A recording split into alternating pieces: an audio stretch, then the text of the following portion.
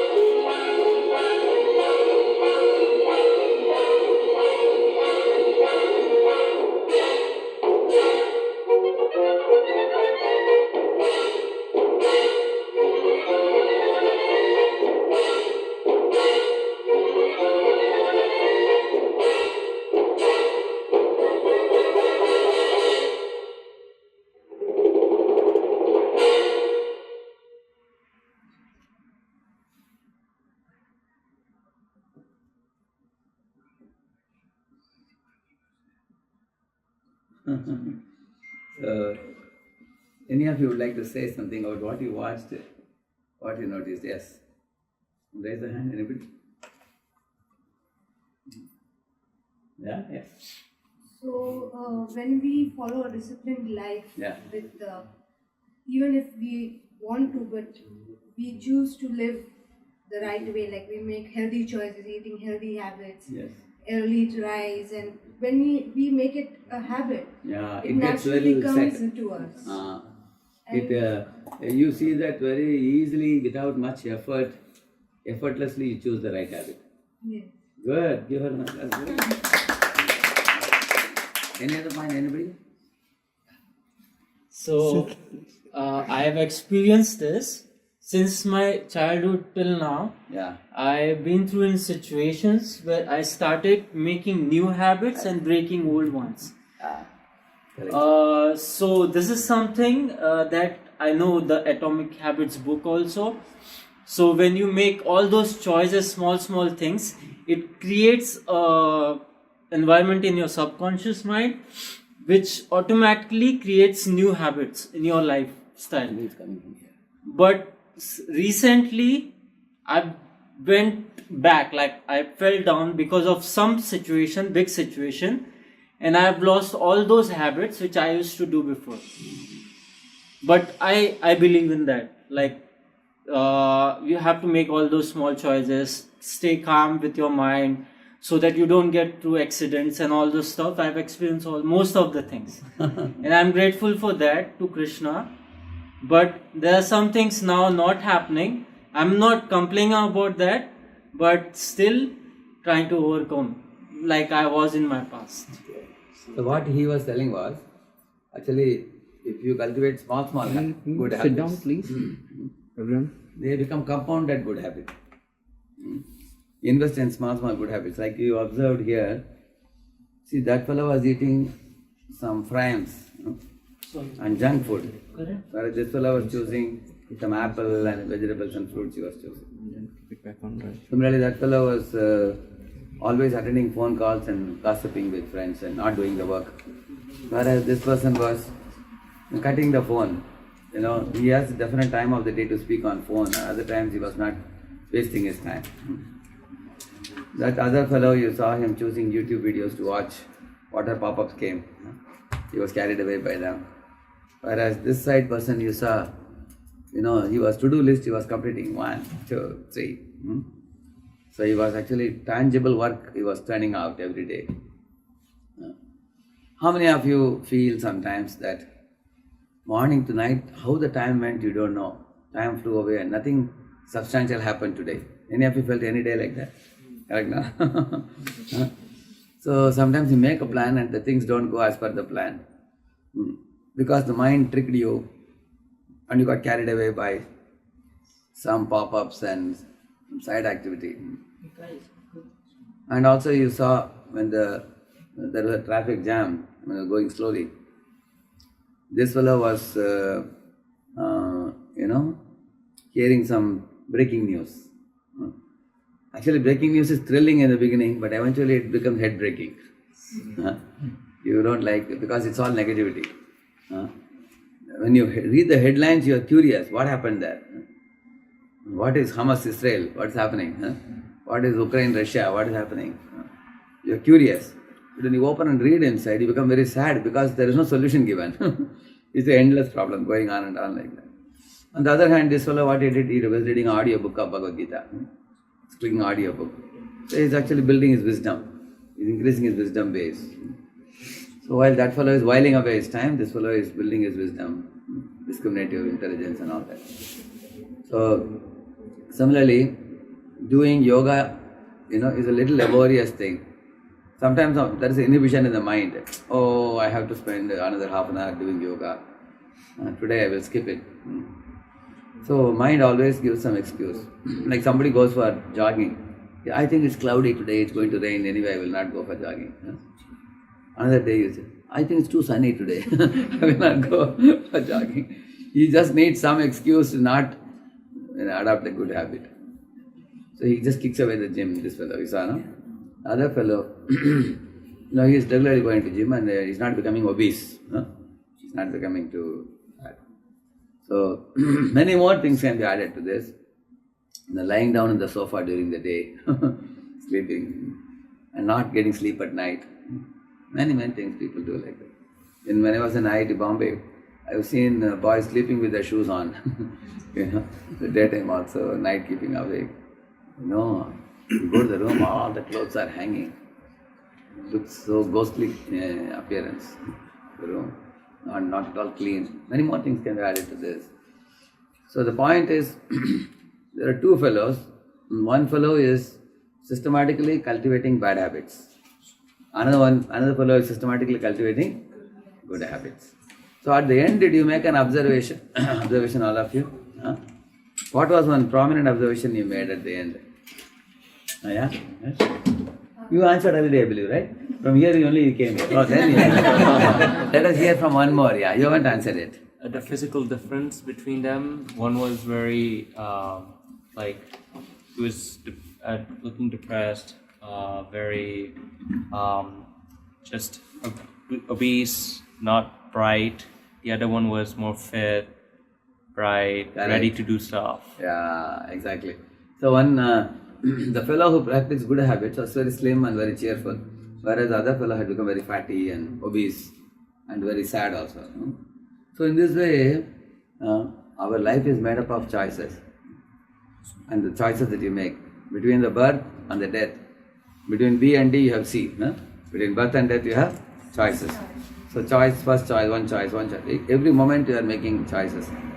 And by those choices you are cultivating new habits. Good habits or bad habits you are cultivating. So therefore we are talking on this topic of habits today. As students, you will see that many students don't have the habit of studying in the beginning of the year.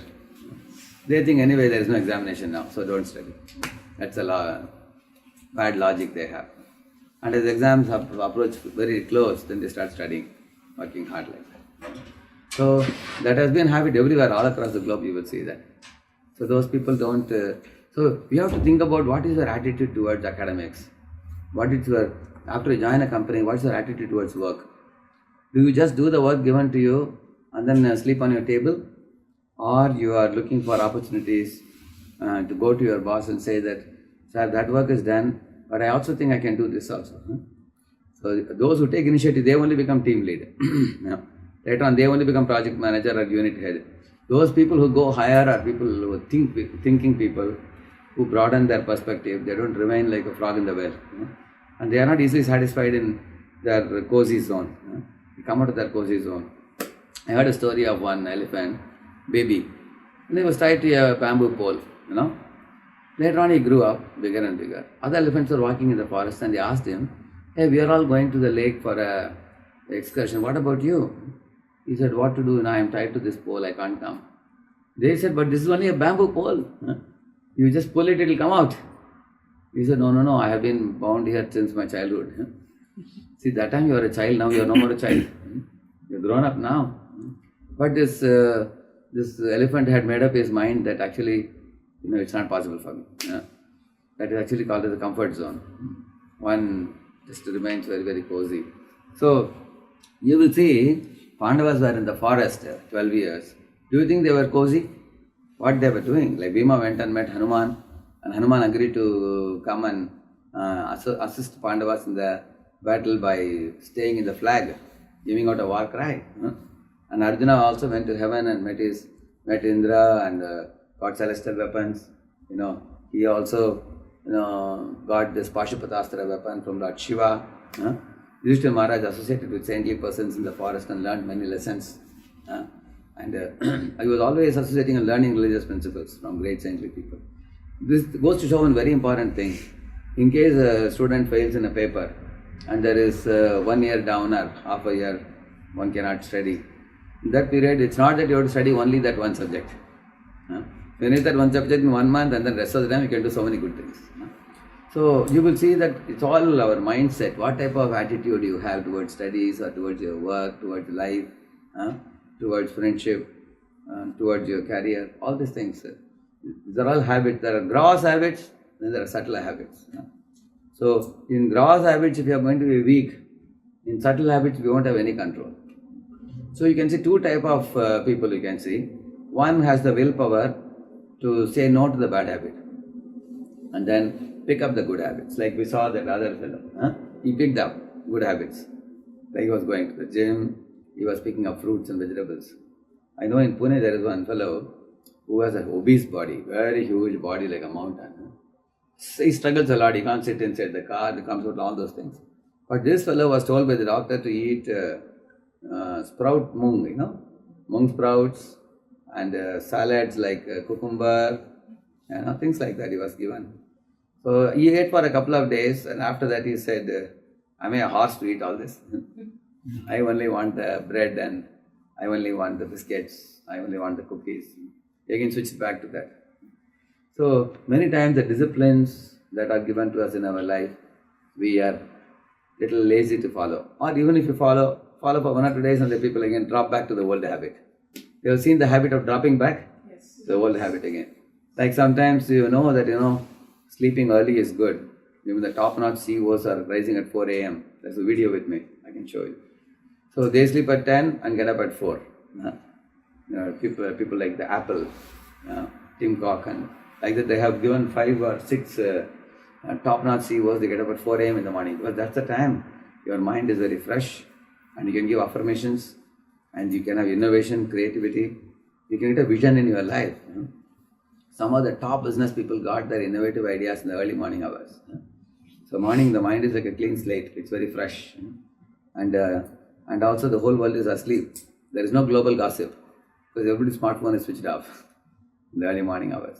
And you are awake at that time. It's actually a divine hour. You can also chant the mantra, Hare Krishna mantra. We chant in the early morning hours. When you go to the temple, bow down to God.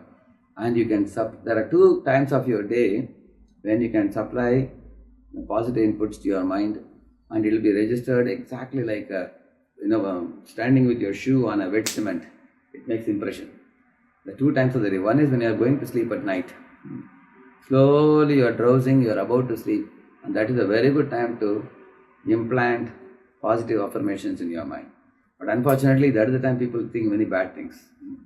Dirty things, bad things they think. Actually, at that time one should hear some shlokas, one should hear some kirtans, one should wish well for all the living beings. Many good things can be done at that time. When you are about to sleep. Similarly, when you are rising in the morning, early morning, immediately after getting up in the morning, the first half an hour is very important. What your mind is doing. Therefore, in South India, we remember early morning when you get up, you can loudly hear Kausalya Supraja Rama Purva Sandhya Pravartate. You heard that? Pratishtha Narashar. So, when you come out of the house in Tirupati, for example, you see the big hill and Lord is standing up the hill. So, you immediately think of the Lord as the greatest personality and you hear the sound vibration of the holy names. Then immediately the divine vibrations are kindled. So, you connect with those divine vibes immediately. So, while going to bed also people will be, I remember when I was a small kid, my mom took me to Ramayana Katha for 20 days in a row. Every day 3 hours. It would be like 6 to 9. So after the 9 o'clock lecture was over, when I am walking back, I used to ask my mom many questions based on the lecture, what said about Ram, about Lakshman, about everything. And then you go to home and sleep. And the night also you get dreams of Rama in the forest. You think of the Vanaras, monkeys, you think of Ram, think of Lakshman, think of Sita. So, while going to bed, you are reading something wonderful. While rising in the morning, you are hearing some nice slogans like that. So, these are all very powerful ways to increase your positive energy in your mind. What is positive energy? One thing is positive energy comes by connecting with the Supreme Divine, the Supreme Lord, who is all pure and supreme and who has created this world. And He has created millions of universes like this. He has put us here. He is purest of the pure. As Arjuna says, Param Brahma, Param Dhamma, Pavitram, he is saying. So, but we have fallen to this world where we have become impure, just like rainwater from the sky falls to the ground. It becomes impure. Touched by the mud, But it can be again put in a desalination plant and you can make it clean again. So, we have fallen from here to here, now we want to go back to the pure plane. pure habits, pure these things. So, but having come to this world, if you have picked up certain habits, it appears sometimes that those habits are not going to leave us so easily. That's a saying in English. The habits are like cobwebs in the beginning, and they become like cables later. Initially, cobwebs are very easy to break, if you see. But when they become like iron cables tie you cannot just cut it very easily. Later on, people become trapped. Therefore, we say, for example, if you are smoking, eventually, what happens when you smoke? Let's say it takes you to a height, and immediately one tension, it's called trigger, we call it. The trigger means what? The immediate pleasurable experience you get. It's called trigger. It gives you a trigger. And then you think, you come to a wrong conclusion that smoking is it's very pleasurable. That's what the mind comes to a conclusion. See, in your brain, there are two parts of your brain. One part is called basal ganglia, we call it. And another part is called the cerebrum cortex. Now, what is the difference between the two? The basal ganglia is the one which receives the first information. For example, somebody smoked a cigarette. He goes to the basal ganglia, and the basal ganglia consults the cerebrum cortex and asks, see, this fellow is telling me to smoke, can I smoke? And this fellow is asking, okay, how is your experience? He says, this is great. I am feeling some kick I am feeling. Then this fellow says, okay, go ahead. If you are getting happiness, so mind is always thinking about what is my friendly impression, what is a inimical impression. Always they are thinking about yes or no signal based on whether the input is giving good to the body or input is giving bad to the body. So when this fellow says, okay, you are feeling pleasure, go ahead. Then after that, when you go ahead with smoking, one gets two results due to that. One is, you initially got a pleasure, and then you get cough. Like that one gets very bad. So now one is wondering, I am getting two reactions. One is pleasurable, one is painful. So now that is registered in the mind. Now after a few week or two, examination results comes. One got some fail mark in some paper. One is very much tense now. How will I clear this? And one thinks, I got a pleasurable experience at the time. The trigger is remembered. And one goes back to again take a cigarette. Now when he smokes, immediately it relieves you of the tension by giving you a kick. But actually the kick slowly wears out. It doesn't come here, it comes here. Then there is a negativity which causes depression. To compensate for the depression, again smokes one more. And then again it brings down further. Then even one more packet, two more packet. In this way one gradually becomes what? What do you call him? Addiction. And there's a certain name in English. Chain smoker, we call it. So smoker becomes a chain smoker. Why the word chain? Why the word chain is used? First one cigarette, then 5 cigarettes, then 1 packet, 2 packets, 5 packets. Then irreversibly it just takes him further. Then he's completely surrounded with smoke all the time. So, that already there's so much pollution in the world, we don't have to put more pollution inside. By taking the smoke inside the system. So, now here is a very important information I am going to tell you now. You see, this basal ganglia I told you, he is supposed to consult this fellow. But every time this fellow gives the same answer, you can go ahead. Then basal ganglia stops consulting this cerebrum cortex. Because anyway he knows what is, just like in your company, for example, you have a boss. You go and ask the boss, if this kind of application comes, can I grant the money? And he says, yeah, I can grant. Second time he went, third time he went. 5 times you ask the boss, 5 times the boss said, yes, you can go ahead.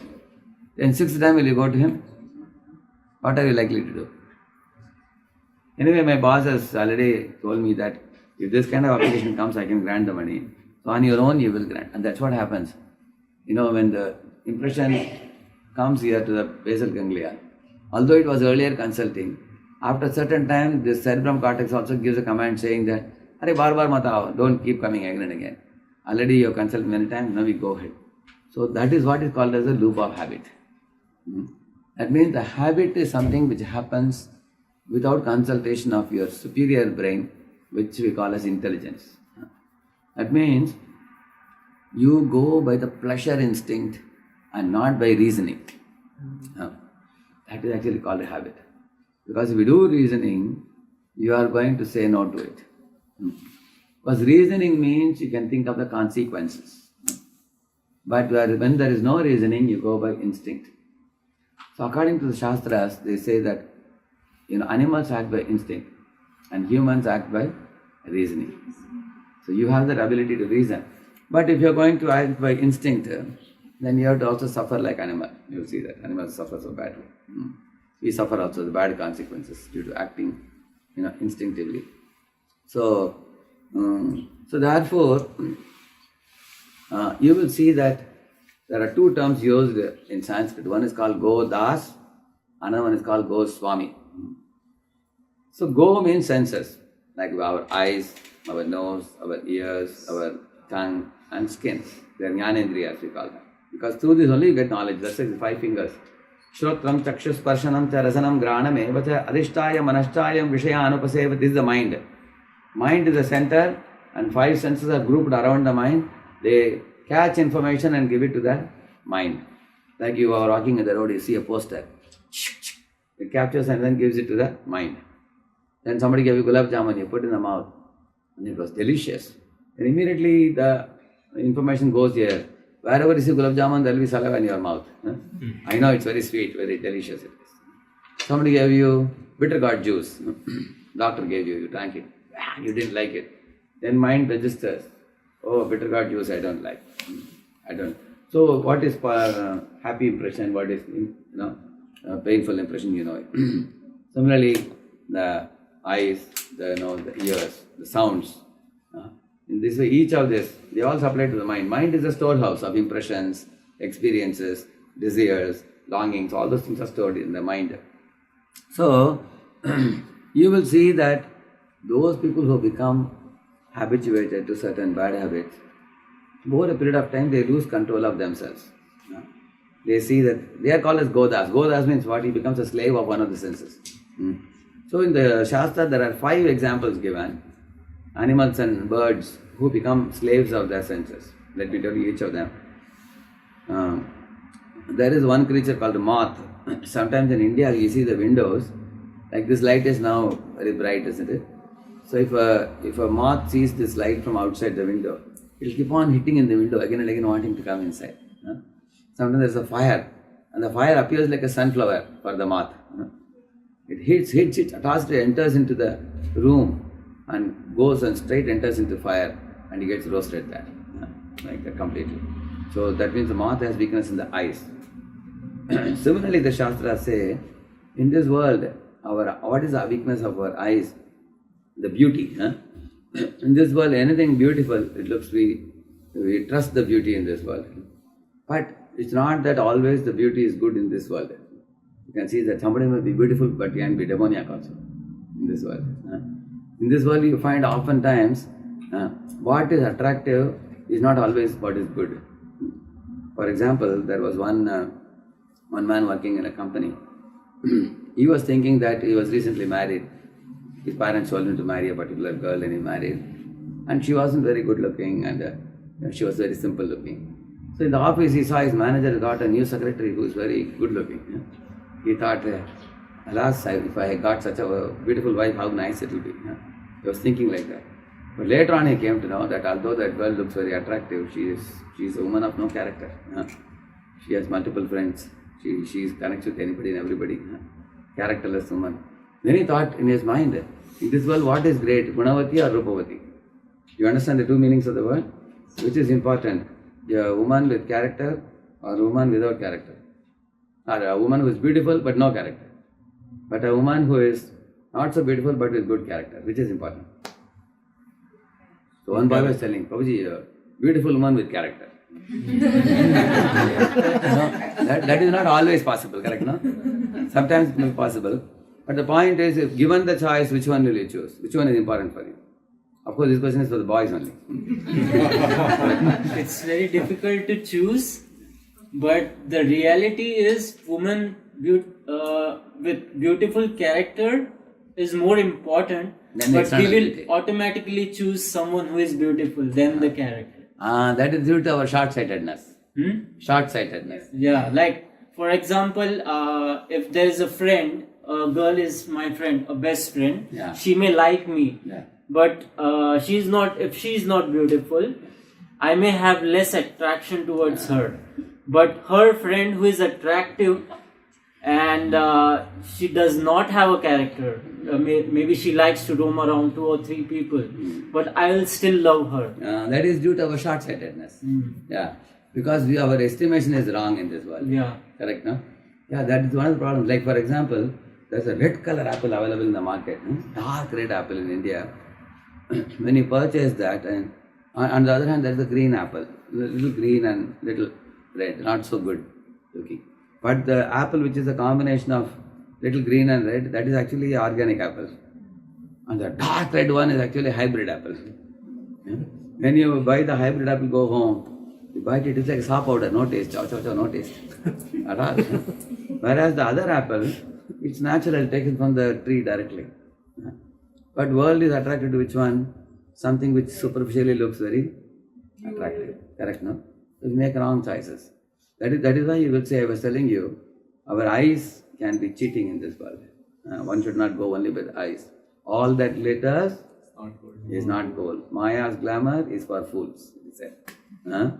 So, don't go by the glitter and glamour. Isn't it? I feel that we also want to see God in a beautiful avatar. Actually, see, with respect to God, what happens, I'll tell you, everything about God is beautiful. His form is also beautiful. Yeah. His character is also beautiful. And his activities are beautiful. Yeah. You cannot find any flaw in his character. You understand, no? Yeah. But in this world, every living being has one quality and the other quality is lacking. For example, you find somebody from a distance, they look very attractive. When they come near, they have squint eyes. You've seen that people? Yeah. Like in my class, I had one student, whose hair was always like this. Even if he combs like this, he'll come like this. And his face was full of pimples. He was a very stocky fellow. Nobody will say he's a very smart fellow. But he was a topper. He was number 1 in the class. If you see academic, on the other hand, there was a very, very good looking boy. He has even acted as a model for exam shootings and all. With coat, suit, boot, tie and everything. Externally looks very smart, but one word cogently he cannot speak. Blah, blah, blah, blah. Simply a muff. So, don't go by the appearances alone. That's the point, correct, no? So, eyes I was telling you. Similarly, the ears, the deer in the forest hears a sweet sound. Hearing that, it goes in that, immediately the ears take him to that place, and then immediately a hunter puts a rope around the neck of the deer and captures him and takes him away. He loses his freedom in the forest. Similarly, our ears, you will see in this world, sometimes people hear this rock music which is 120 decibel, 130 decibel, correct, no? It's extremely dangerous for the eardrum, but that's what people are attracted, correct or not? Isn't it? In young people you can see that. So, what is damaging to us, we become attracted to that. And similarly, the nose, if you take the nose for example, there is a honeybee which smells the fragrance of the lotus. So it goes to sit in that fragrance, in that lotus for the fragrance and drinks the honey. So this bee is able to, it's not a bee exactly, it's a brahmer, I don't know what you call it in English, it's a big one. Bumblebee? Bumblebee, yeah. It can make a hole in a tree. It is so powerful. But when it sits in a lotus and sucks the honey, it becomes so weak. When the lotus closes in the evening after the sun is set, this bumblebee is not able to put a hole even in the lotus petal. First he could put a hole in a tree. Now he cannot make hole even in a lotus petal also. Can you imagine? It becomes so weak. So what does this teach us? That if we become weakened in this world because of sense gratification in this world, we become so weak that we lose our ability. You lose your brain power, you lose your discriminative intelligence. You cannot see what is short-term benefit, what is long-term benefit, what is smaller picture, what is bigger picture, what is hitakarak, hanikarak, what is beneficial, what is harmful. We become completely like blinded to what is good for us. We don't know at all. That is because you become addicted to a certain habit, like this bumblebee. Similarly, other things are said. you can talk about different animals like that. Like how the male elephant is caught by keeping a female elephant for posing. He falls into the ditch. I don't know how many of you know. They put some bamboos, they put dry bamboos with leaves in the top. And then the other side they keep a female elephant. And then they make this male elephant run. When it runs, it just breaks it just walks over the dry bamboo, it breaks and falls in a pit. Later on, 5 days, they don't give him any food at all. He becomes completely weak and lies down. Then they take him on a lorry and take him. And in circus, he has to sit, within one stool, he has to keep all the 4 legs. In the forest, he can roam anywhere he wants. Whereas now he is controlled so much that he has to keep his 4 legs in one small, the size area like that. He loses his freedom. Here comes the main point. All your 5 senses can take you in a direction where you will lose your freedom. You will see that. For example, every one of you sitting here, I am sure your time is precious for you. Correct, no? But these 5 senses can make you lose your time. For example, now the greatest loss for students comes from the screen time. Anywhere you go, people are sitting with a smartphone completely, all the time. The smartphone has enslaved them, correct? No? Ask yourself, are you slave of smartphone or smartphone is your servant? Think about it. So who can explain this question to somebody? Any of you can explain this question? I am asking, are you slave of smartphone or smartphone your slave? What is the meaning of this question? I could give you answered it. I would like to see. Yes. Basically, it's like, how are we making use of the smartphone? Is it absorbing us? Are we, just wasting our time? Are we not being productive with this? Or the other way is we're using this to do something productive, whether it be gaining knowledge or, stuff like that. So it really depends on how we use the tool. Good. You understood the question well. Give him an applause for that. See, when all of you got your smartphone, likely that your purpose was educational purpose. I heard that nowadays even college quizzes and exams and all comes in your phone. Yes. Correct, no? So you need that facility. Also, you go to Google search for researching on your subjects. If you want to download some international papers and things like that, you go for that. So there are some fruitful purposes for which you can use a smartphone. But most of the students, if you observe, they got into watching movies, watching various things which are unrelated to their academics. And in the name of sense gratification, some of them are even extremely dangerous, like porn, for example. It can be extremely dangerous. Initially, it may be like a playful thing, but eventually it can become disastrous for a period of time. It can become an addictive habit like that. So, therefore, over a period of time, you will see, like this fellow, if you see, one fellow was, the smartphone calls came. He is just picking up call whenever it comes. And he keeps on talking, and the time goes up. And how many of you experienced that? Suddenly you look at the watch and a lot of time has gone away because you wasted it. Correct? The time in the phone. Suddenly you say, how the time went, you don't know. Nothing tangibly happened. So, on the other hand, one has to be very calculative on how I am spending the time. So, some people put parental control in the smartphone. Some people put time limit for using the smartphone. Which time of the day I will use it. That means you have some control over it. So if you have control over smartphone, then you are the boss. If the smartphone has overtaken you, then smartphone is the boss. Correct? No? Say I am sitting in the car behind. I am telling the driver, please take me to the temple. And he takes me to the liquor shop. Then what kind of control I have over the driver? That means I have no control. In the same manner, is your mind under your control? Or is mind, making you a play toy? That's the question. So in the 6th chapter, Lord Krishna is telling this. Uddare atmanatmanam atmanam avasadayet atmaivagi atmano bandhur atmaivari puratmanah bandhuratmatmanastasya yenatmaivatmanajitah anatmanastu shatrutve varte tatmaiva shatruvat. I'll tell you the meaning of this. He's telling, Arjuna, you elevate yourself with your mind. Don't degrade with your mind, he's saying. Now, how do you elevate yourself with the mind? I'll tell you.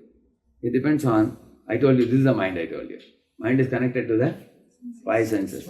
If you want to elevate yourself with the mind, The inputs to your mind should be perfect. Then you can elevate. For example, what type of books you read? See, are you just reading paperback novels and throwing them away one by one just for the sake of hobby? You know, many novels come, they are all concocted stories.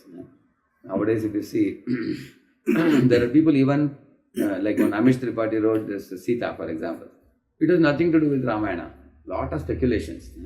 If you are going to read any damn book from the market, you are going to be cheated. You will not get purified. Similarly, what do you do with your eyes? Like children watch this, what do you call it? This Batman, He-Man, Spider-Man. All fictitious characters like Mickey Mouse and all these things. So when you watch it, time passes, you had some fun, but it is not going to cause any special benefit for you.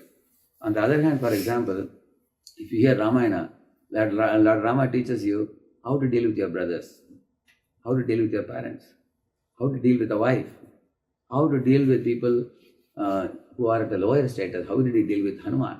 How did he deal with Vibhishana? How did he deal with Guha? And how did he deal with his citizens? And what kind of king he was?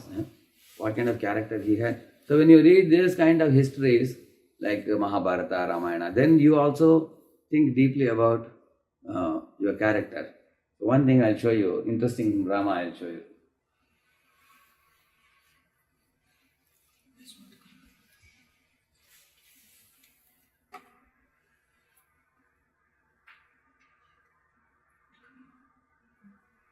So Rama is a value-based leader. So some of you may not know the backgrounds, I will tell you. There are two brothers. Vali is the elder brother and his younger brother's name is Sugriva. Now, how mighty Vali was, probably you might not have heard this. You know, once Ravana, living in Lanka, South India, he came to know that Vali is extremely powerful. What he did, he knew that if you go in front of Vali, Vali gets half of your strength. That is a kind of a boon he had got.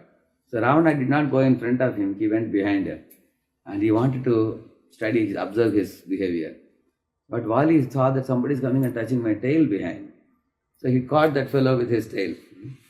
And then morning he would go to Chardham Yatra, morning, afternoon, evening, night, 4 dhams he would go in a day. So 3 Gayatris he will do in 3 different dhams, Vali would do. So he carried Ravana in his tail, went morning to night, different places. And night he brought the tail in the front and saw, who is that fellow? And he saw Ravana with 10 heads. So he picked up Ravana and hanged him in the cradle above his child. Angada was lying on the cradle. He hanged Ravana like a play toy. Can you imagine? Now you can understand how Vali was mighty. For him, Ravana was a play toy for him. So powerful he was. Regarding him, here there is a point here. Shurashcha Shuramānita Prakyāta Balabhauruṣah Balavan Vanaro Vali Samyugeshu Aparajitah. Shurashcha, very mighty fellow, Vali, like I told you now. For even Ravana is peanuts for him. He can very easily make him a play toy. Shuramani means he is also proud of his greatness also. He is valiant and he is also proud of his greatness. Prakyāta Balabhauruṣah. He was very famous across the globe for his manliness and strength. He was such a great Vanara.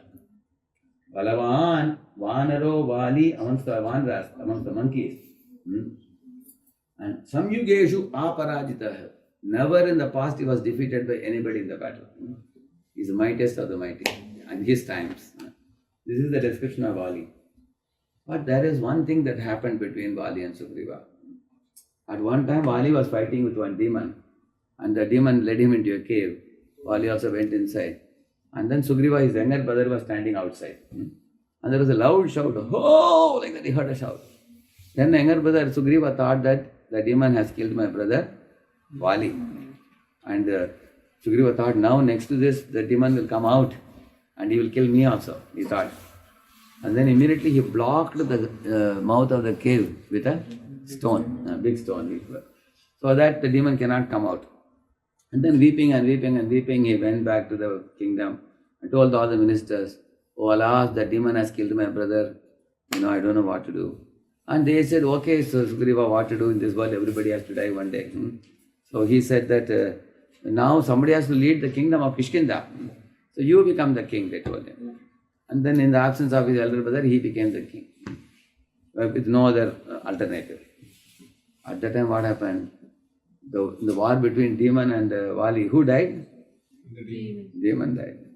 And then the Vali went to the, again wanted to come out of the cave, he saw it blocked with a stone. And immediately he judged his brother, misjudged his brother.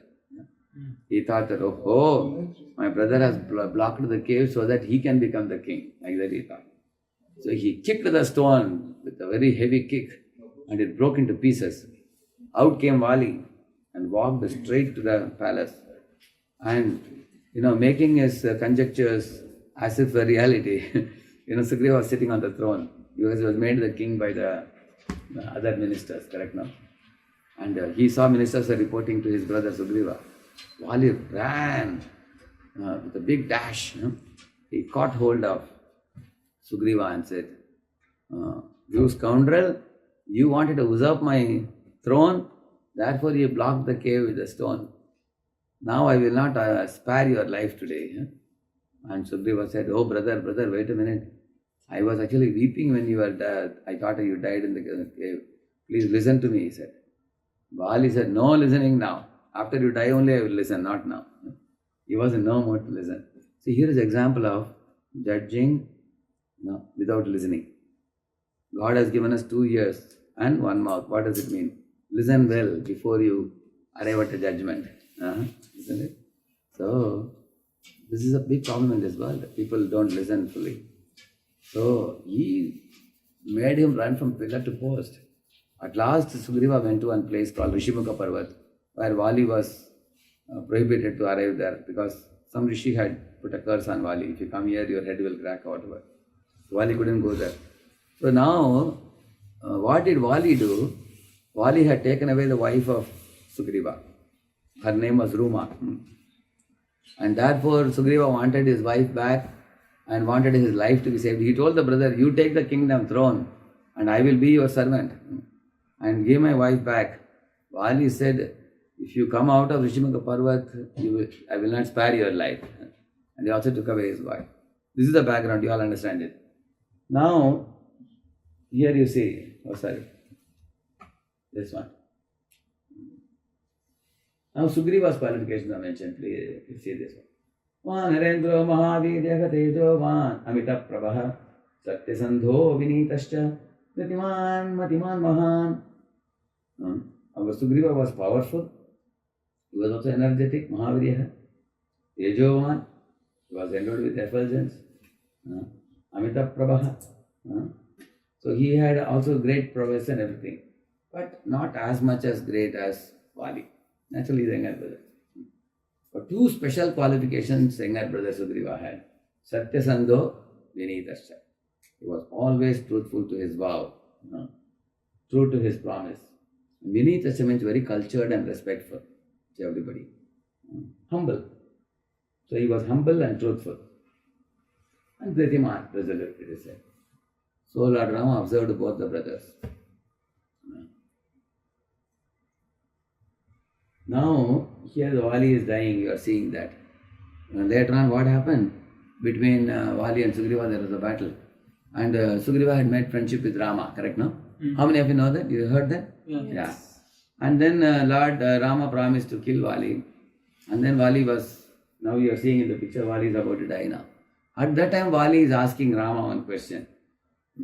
Mame vayadi purvam tvam etat artamachodayah maitri mahame kahna tavachani tavan pave. Hey Rama, I would have brought back your wife Sita to you in a single day if you would have approached me before. Tying round the neck the evil-minded one Ravana who stole away your wife. Like that is saying. Now Vali's argument is what? Rama, why are you making friendship with Sugriva, my younger brother? He is a tiny tot. And you don't know who I am? I am so mighty that Ravana is a play toy for me. If you wanted to get back your wife Sita who was taken to Lanka, you would have made friendship with me, and one day morning I will go, in evening I will bring her back. And I will bring Ravana also for you to punish him. Instead of making friendship with a mighty man like me, you foolishly made friendship with Sugriva, like that he is saying. You understand the point? No? Like that he said. For that what Rama says you should see now. Tvam cha dharma adhikrantah katam shakyam upekshitum. Hey Vali, how can you, who have strayed from the path of virtue, be let go unpunished? He says, getting my wife Sita back is another project. But right now my project is to punish those who are walking the wrong path. You have stolen away the wife of Sugriva, so you deserve to be punished. And I will never make friendship with anybody, even though he may be powerful, but who lacks character. So here, very important point is mentioned here. See, which one is important? The means you adopt are important, or the attaining the goal is important? Tell me. Yeah? Means and goals, 2 points are mentioned. Some people, for them goal is so important, they think you can adopt any means. For example, you are all students. Sometimes you want to get good marks in exam, students copy. You've seen, no? Correct? You've seen students copying? Huh? Sorry? Sometimes they want to get good marks, so students copy. Yeah, I copied. Yeah, correct. So, people think any means can be adopted, no? As far as I can attain the goal. Correct, no? But Rama here, you see, he didn't make friendship with Vali, but he made friendship with Sugriva. Because he understood that means are also as important as the goals. But how do I figure out Sugriv with goodness? Because when Vali was died, his wife was given to Sugriva too. No, wait a minute. Therefore, you have to understand the Ramayana properly from authorities. Yeah. Vali's wife's name is Tara. Yeah. So, Tara told Sugriva that in the absence of my husband, I need shelter of a monkey who will protect me. Otherwise, all other monkeys will attack me. Okay. So, on her request, he accepted her.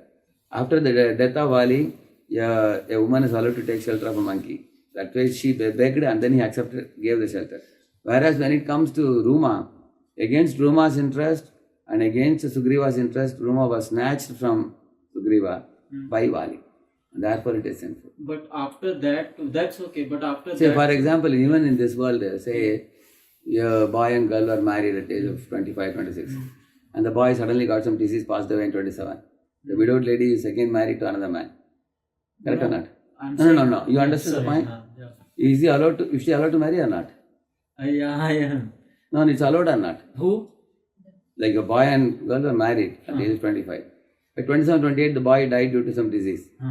Now the girl is a young girl. She's just 28. They had no children. And she is young. So the parents only get her remarried. Okay.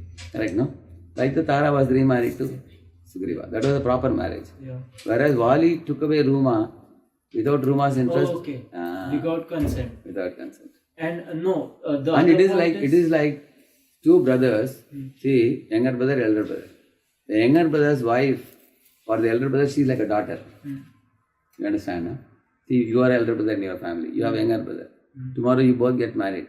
So for you, your younger brother is like a son. And younger brother's wife is like a daughter for you. Yeah. So she should not be snatched for one's enjoyment. Correct. Understand, no? Yeah. So, see, all of us in this world, our eyes are so fixed on achieving the goal. Any means will be all right, we think. Like one example I tell you. Say, two shops were there. A bakery shop and B bakery shop. A shop, was making about, 5 lakh rupees per month. And the B shop was making 20 lakhs. People are wondering how? Because A shop was owned by a devotee who was very attentive to serve the best food items. And as soon as some fungus would come on the bread, he would throw it in the dustbin.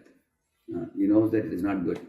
Whereas the B shop, that fellow would take a brush and brush the fungus and he would sell it. And he was making 20 lakhs per month. So everybody told this A shop fellow that you are not smart in business. Just see, he is making 20 lakhs, you are making 5 lakhs. Many ridiculed them. So if you are in A's role, what you will do? You are getting 5 lakhs. And your friend started another bakery shop, he is making 20 lakhs every month. 4 times you. And all your other relatives, friends are criticizing you, yelling at you, ridiculing you that you are not making enough. Is it possible or not? Such things happen in this world. Yes. So if any of you is in the situation of that A shop, what you will do? Will you also press the fungus and sell it? No. So that you can make 20 lakhs. How many of you will not do it? Okay. How many of you are not very sure at the moment? That's 1, 2, 3. Okay, 3. Only 3 have it. Okay. How many of you say they feel that, after all, business means business, we have to make money. If he is making 20 lakhs, then I will also make 20 lakhs. Or you're doing the same thing. Yeah? Okay. So, now I'll tell you the second part what happened. Eventually, some people got food poisoning when they ate that fungus bread. 1% got, 2% got, 3%. And people started telling, oh, he is selling fungus bread, and some people got severe stomach ache. One of them was rushed to the hospital, he was in his deathbed. The matter went to police. The police sealed the shop. And they said that you are selling this kind of items. We cannot sanction you and everything. And that shop was permanently closed. People label it as fungus shop only. Like that. Now all the customers of that fungus shop came to which shop? They came to A shop now. And that fellow was earlier earning 5 lakhs. Now he started making 10, 15 lakhs. Continue to be honest. He was able to make. So in this world, when you lack integrity, you will see that it will produce some good results for you for a short period of time. Later on, you will suffer. Similarly, I know another true story. One IT fellow working in a company, the rival company asked him to release the secrets. They said, for every secret, we'll give you 1 lakh. He was drawing already 12 lakhs monthly. 12 lakhs per annum he was drawing. So he thought that if I can get 1 lakh for my secrets releasing, I can make more money, he thought. So in 1 year, he released 6 secrets from his company, from the R&D. So he got 6 more lakhs. Now how much he got? 18 lakhs now, that year. And he was very happy.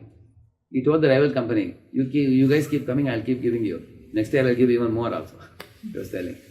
But then what happened? The R&D of the parent company, they saw that, their company is nosediving, whereas the rival company is skyrocketing. All the ideas that we invent, those guys are implementing before we implement. So we are actually losing our data through somebody. Find out the black sheep, they said. At last they spotted out who is the fellow. And they black marked him and laid him off. Now this fellow didn't mind it. He thought, at least I earned 6 more lakhs this year. I'll go to some other company. But then wherever he went, people consulted his parent company. And then they came to know that he did this. Nobody was ready to take him. 3 years he was suffering without job. At last he came to the rival company and said, hey, for you guys only I did this work. So you please employ me. They said, here is the door, you can go. They said, don't come near. If you did that kind of disloyalty to that company, what is the assurance you will not do the same for us? So they also had interest. So this fellow became a jobless fellow for years together. So which means, I was just thinking, 4 years if he didn't get job, 4 into 12, how much? 48 lakhs he lost. But how much he earned? 6 lakhs. Yeah. 12 lakhs anyway would have got from his company. 6 lakhs by cheating he earned. So he earned 6 lakhs, but he lost 48 lakhs. How many of you know Volkswagen company? They did one trick in their vehicle. You know that? Yeah. Actually, they made one trick in such a way that the pollution meter will always show that it is below the threshold there. Because they wanted to sell a lot of vehicles, but it was having a pollution problem. When it was detected, my Lord, the losses are very heavy. They practically closed down. They could not sell anymore. Big loss. It is billions of dollars they lost. So, lack of integrity gives you some kick in the beginning.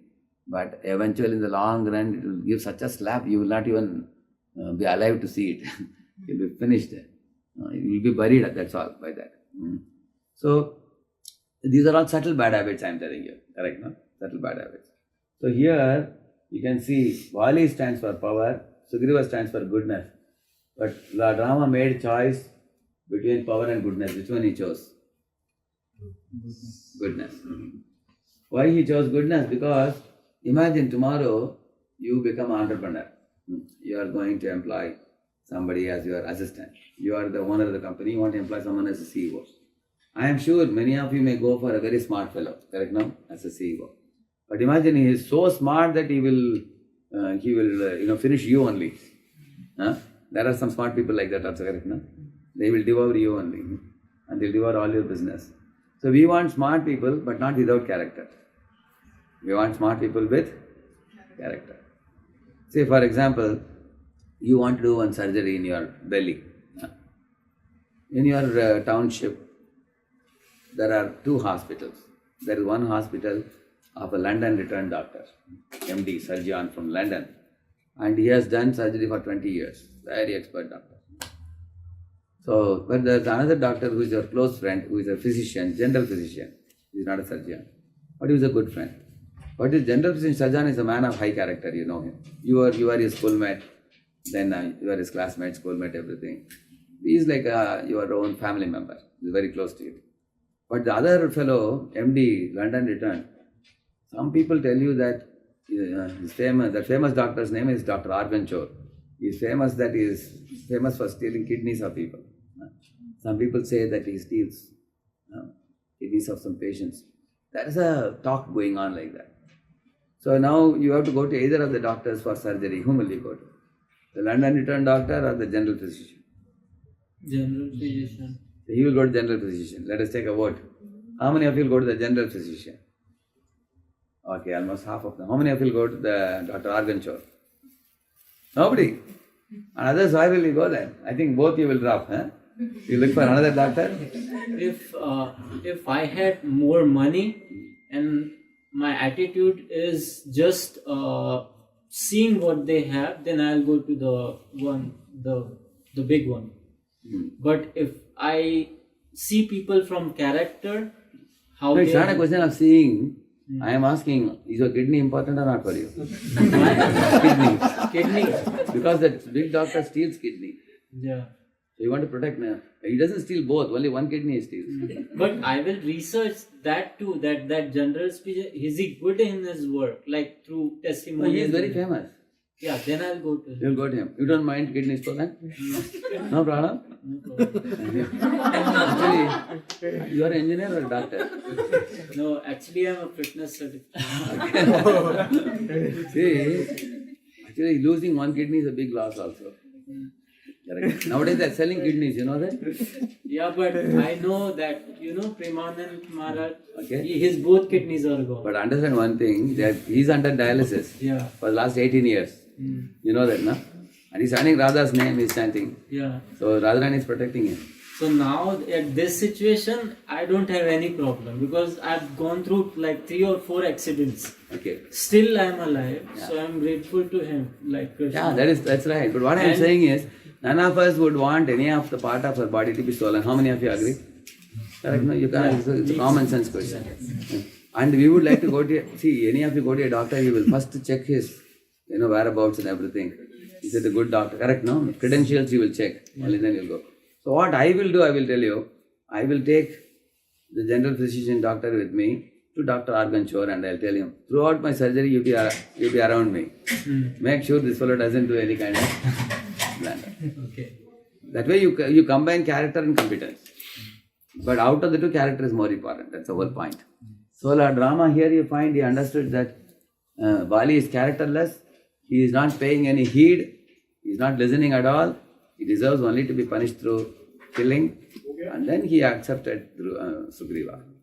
Because if a person is not as great as Bali also, eventually he can be trained and given experience. But a characterless person cannot be accepted. So in this way I showed you, the whole idea is, Ramayana if you read, you will learn this kind of many subtle lessons you will learn. You will see that.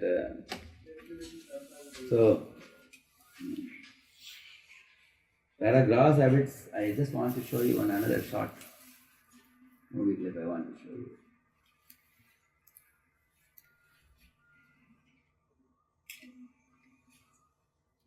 See how bad habits affect our careers.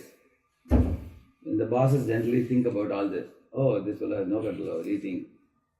He never comes to work fresh. Every hour he has to go for a smoke. He is always unwell. Gets into unnecessary affairs. He is broken marriage because of his habits, he is not attentive at work. This will quarrel with everybody and anybody. Some people are like that. Small thing people. Some people have psychological issues, depression and all that.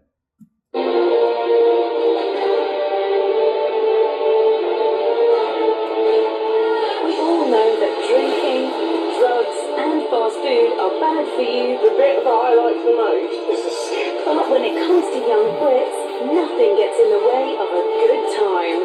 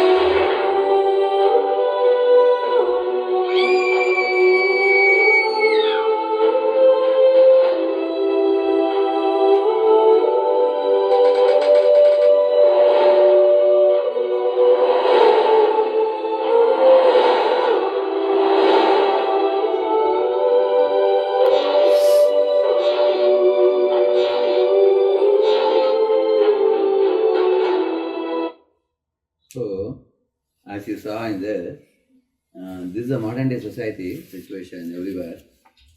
So, in the Bhagavatam, these four principles are taught. Yutam, Panam, Striya, Sona, Yatra, Adharmash, Chaturveda. If you clearly want to know what are the four adharmic activities, there are four activities then. You can easily remember this formula. Gimi, G-I-M-I.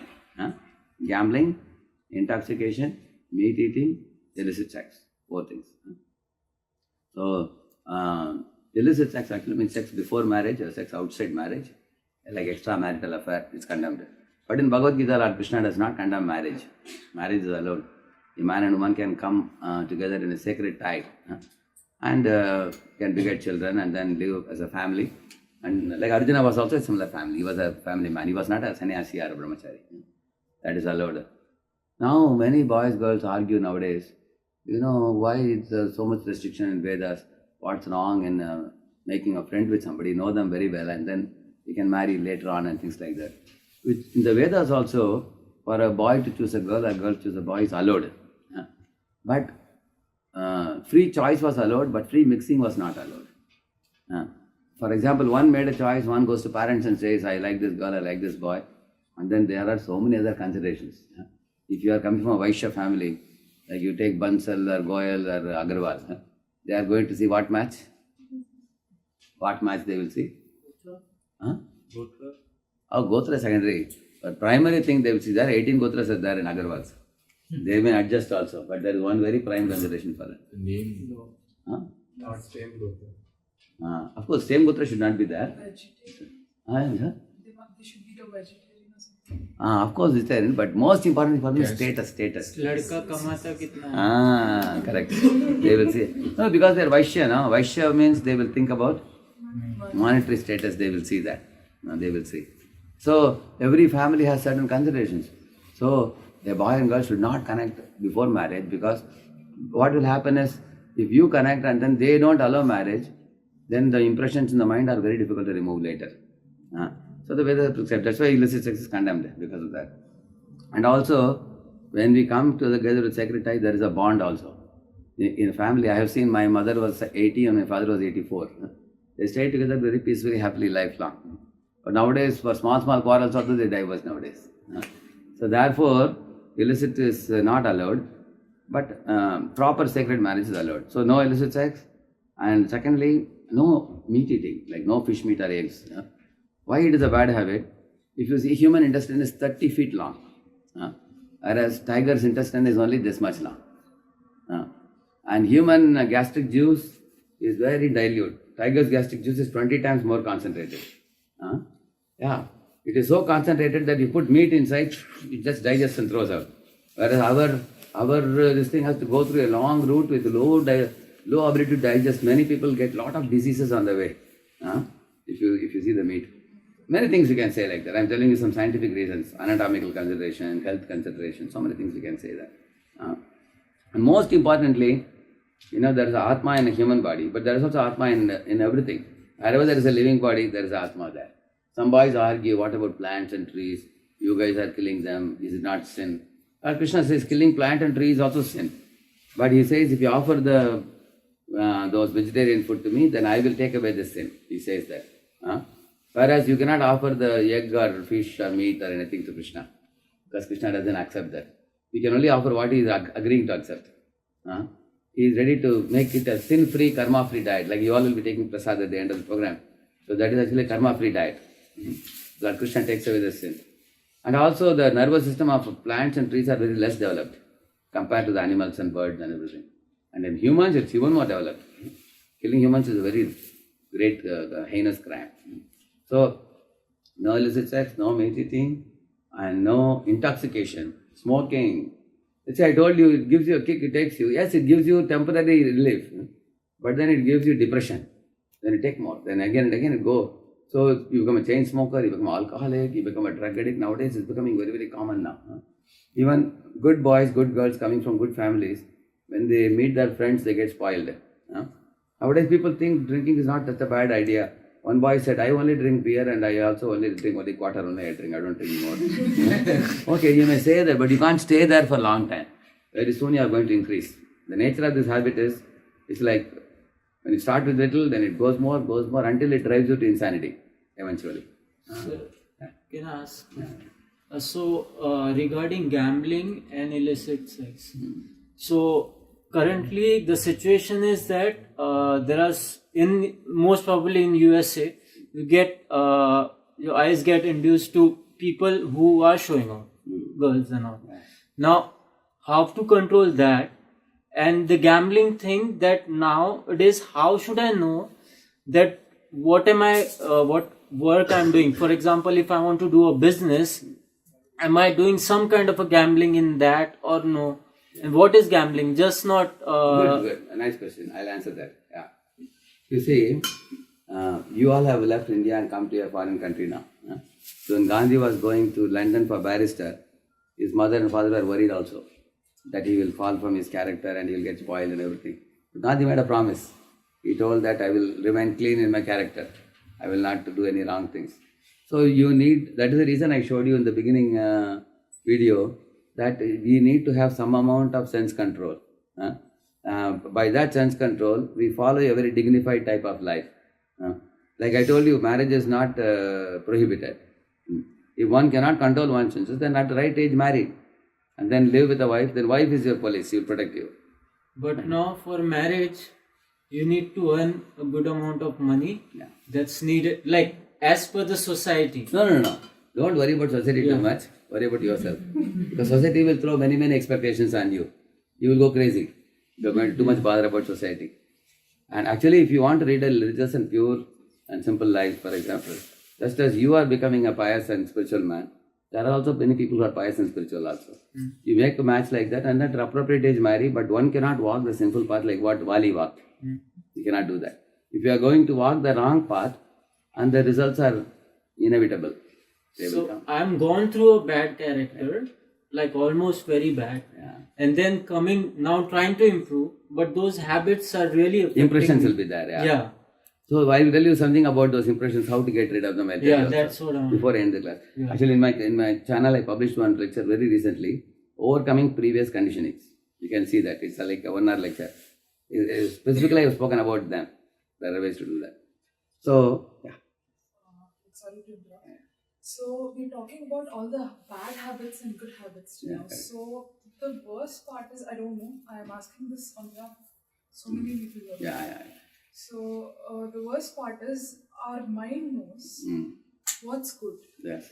And it motivates us to do something which is not really good. Correct. It knows it's good, but it really motivates us to do something which is not really good. Yeah, correct. Because mind is not educated and trained yet. Yes. And the same entity, the mind, at the end of the day, badly regrets saying, why do you have to do that? Correct, yeah. Why do you have to do that? Correct. So, how do we tackle that, Prabhu? Like, that is the biggest problem. That is because currently our mind is like a computer where virus has entered.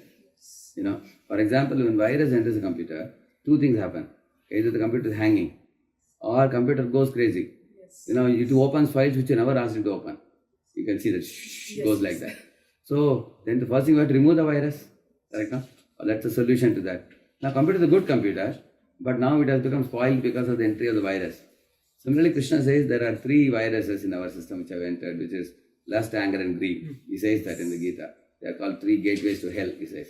So those 3, those 3 also, mainly only one. See, lust means adamant desire for the prohibited activities. For example, chocolate is not good for a child, all the teeth will be gone, but child is adamantly attached. Correct, no? So, and the child is not given chocolate, he is going to become angry. And if you give him little gems, chocolate, he is going to ask for more. That is greed. That means when satisfied, becomes greed. When not satisfied, becomes angry. But means essentially there is only one problem, which is adamant desire for the... But how do we tackle? Yeah, no, I'll come to that. But that lust has to be converted into love. Correct, no? So love is like milk, lust is like curd. Right now it becomes like curd now. So how do we make our heart become filled with love? That will be the concluding part of my talk. I am about to come to that. I will tell that. I was explaining these 4 things. No illicit sex, no meat eating, and no gambling, and no intoxication. See, all of you have some common sense. Think about it. Your bodily system, you want it to function well. Correct, no? Like for example, you eat the food, you digest it, properly have motion, take a bath and do your studies, achieve your goals and everything. But putting these substances into your system, you saw just now, like drugs and cigarette and liquor and all these things. Actually, they are one thing you will observe with the sinful activities. Sinful activities are not 5 problems you get by sinful activities. I'll tell you what are they. First of all, sinful activities don't come free of cost. You have to spend money for them. Correct or not? Free? Is the cigarette free? Nothing. So purchase sinful activities with money, number 1. Number 2, the result of that indulging in sinful activity is suffering. If somebody takes tobacco, he gets ulcers in the mouth. Somebody smokes cigarette, he gets lung cancer. Somebody drinks liquor, he gets liver cirrhosis, things like that. So each one of them have got suffering. So that's the second thing. First thing is expenditure of money. Second thing is suffering. And the third thing is, after you get the suffering, what do? You go to doctor. Then third one is doctor's bill. Correct, no? You have to spend for the doctor, unnecessarily. That means you are purchasing trouble. First you, buying a sinful activity means buying suffering. First suffering is spending money. Second suffering is the physical, emotional suffering. Third suffering is giving doctor's bill. And the fourth one, oftentimes with these sinful activities, police are also involved. Like drug peddling is considered illegal when people do that. Or for example, if somebody is drinking and driving a car, there is going to be accident. Then police comes into picture. Correct, no? Yeah. And also a boy or girl indulging in these activities, they also become characterless and they steal and loot and many things they do in order to buy drugs and all. They do that. So eventually police becomes involved. They're caught by the police. And the fifth one comes after death, Yamadutas. They will come after death. That means 5 problems come when you involved in sinful activity. But to do pious activity, say I want to chant Hare Krishna with this bead bag, how costly it is, you think? Paramatma Prabhu will give you free mala also if you want. You know? Isn't it? For chanting Hare Krishna, is it costly? Very easy. So what are the 5 positive things? 4 negative things I told you. 5 positive things are A, B, C, D, E. You all know that? A for? Association. Association. So you are coming for this class. Do you have to pay any charges? Any charges for the class? Prabhuji charges you? 1 class, $100. There is no charge. Yeah, not only there is no charge for you, in fact you get free prasadam also here. Correct, no? And you are also given good teachings, good values and everything. So association is free. And B is Bhagavad Gita. Our Bhagavad Gita we sell at $6. For students we give it at half the price, $3. But sometimes I heard that they get 500 or 1000 Bhagavad Gita sponsored also, correct, no? And they give free copies also. Huh? So Bhagavad Gita comes free, chanting, Japamala comes free, diet, prasadam comes free, correct, no? So in this way you will see that for spiritual life, your expenditure is nil. And one another important observation, the spiritual activities when you do, they increase your happiness also. When you become enlightened, you become more happy. Similarly, when you eat prasad, you become happy. When you sing Hare Krishna Kirtan, you become happy. When you read Bhagavad Gita, your eyes open, you become enlightened, you become happy. That means sinful activities give rise to 5 types of sufferings, and these positive spiritual activities give you multiple types of happiness. So at least try to logically and reasonably understand how the sinful activities are not of advantage. You must understand that. Huh? And on the other hand, positive spiritual activities are a great advantage. You understand what I am saying? How many of you clearly are able to understand what I am saying? Is it clear, everybody? Okay. Now, you see, now she asked a good question. Although we know all these things, why do we tend to fall back? So, the reason for that is what? One time there was one matha where one sannyasi was approached by one young boy. He said, "Sir, I want to join your temple and take training here. But I am a very bad guy. I have done a lot of bad things in my life," he said. So he said, no, you join and take training, everything will be all right. And that boy asked the same question what you asked. He said, I have so many previous conditionings which are haunting me like a ghost. Again and again I get bad dreams and everything is coming, what I should do. Guruji said, okay, I'll give you a task, he said. He said, keep a pot with you. In that pot, whenever good thoughts come, put white pebbles. Whenever you had bad thoughts, put black pebbles. He said, keep doing it. After every month, you tell me what happened. So first month, the disciple went at the end of the month and told the Guruji that, 95 black pebbles and only 5 white pebbles, he said. Guruji said, just keep a record, don't worry. 6 months later, Guruji saw that he had 90, black pebbles and 10 white pebbles.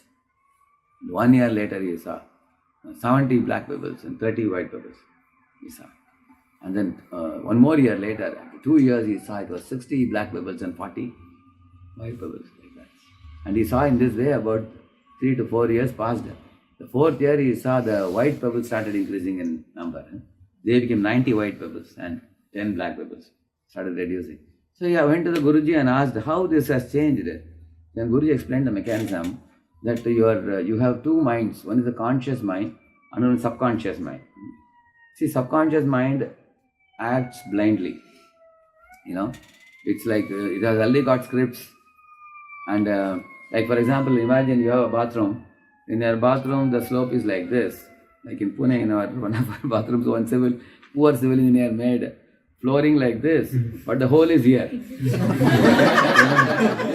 Every morning I go to take bath, half my leg will be in the water. And every devotee will curse, who is this fool who made the floor like this? Almost 2 months we suffered like that.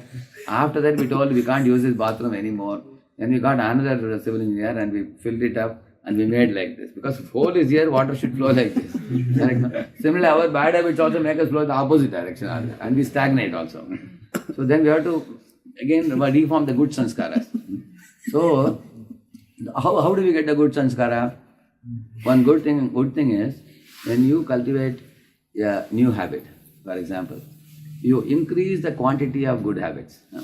Keep on, because your conscious mind is ready to receive signal. First the conscious mind takes in the good habit, and slowly it pushes it into the subconscious mind over a period of time.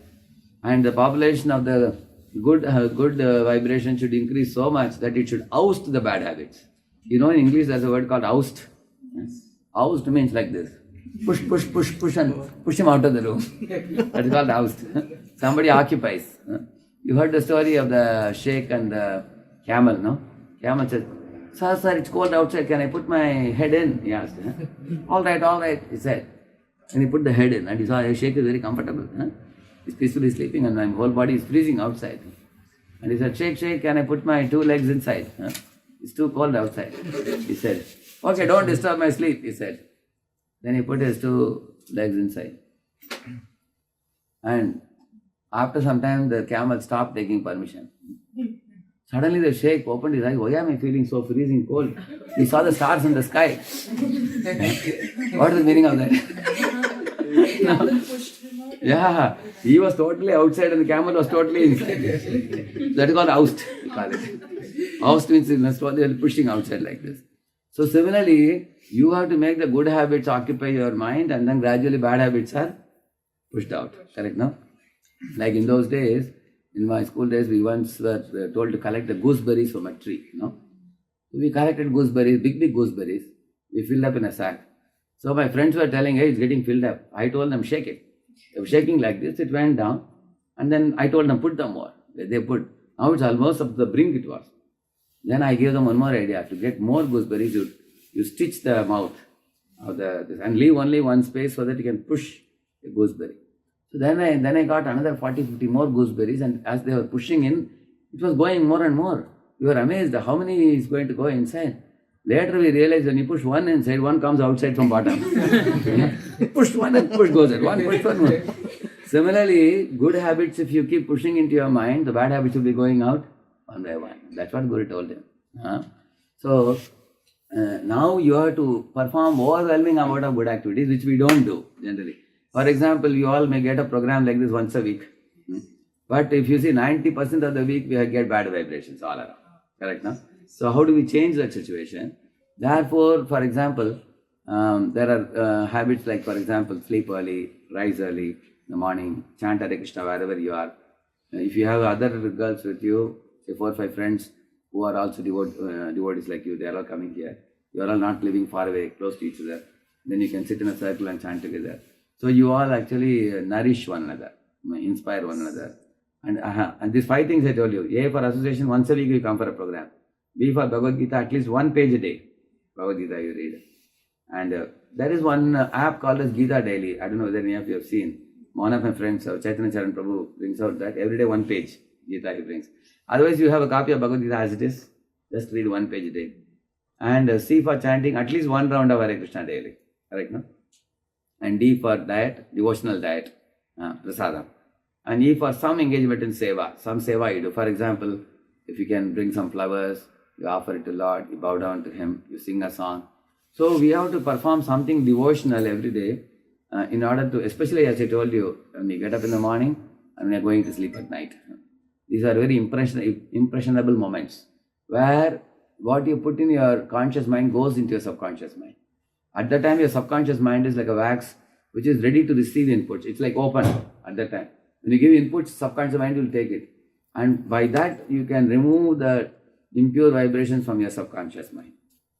This is one thing I want to say. Another important thing, I heard that once a father saw that a son is not studying at all. He's always playing games. Repeatedly, he told him to study. He wasn't studying. So father wanted to teach him a lesson. He took him to the garden and said, Beta, can you plug these grasses? And son easily plugged the grasses and gave it to father. And the father asked, Beta, can you plug out this sapling? The sapling of the mango was very tight. He was just twisting it. At last he could pull it with great difficulty. Then the father took him to a mango tree and said, Beta, can you plug this mango tree? And the son said, what are you talking about? Even the sapling was so difficult. I can't even shake this tree. Then the father said, okay, sit down. I'll get you some mangoes. So the father got some mangoes for him. And he fed him the mangoes, he ate the mangoes. And then Now the son was enjoying the mangoes. And the father taught him two very, very important lessons. One lesson he told him, you see the small grasses you could easily pluck.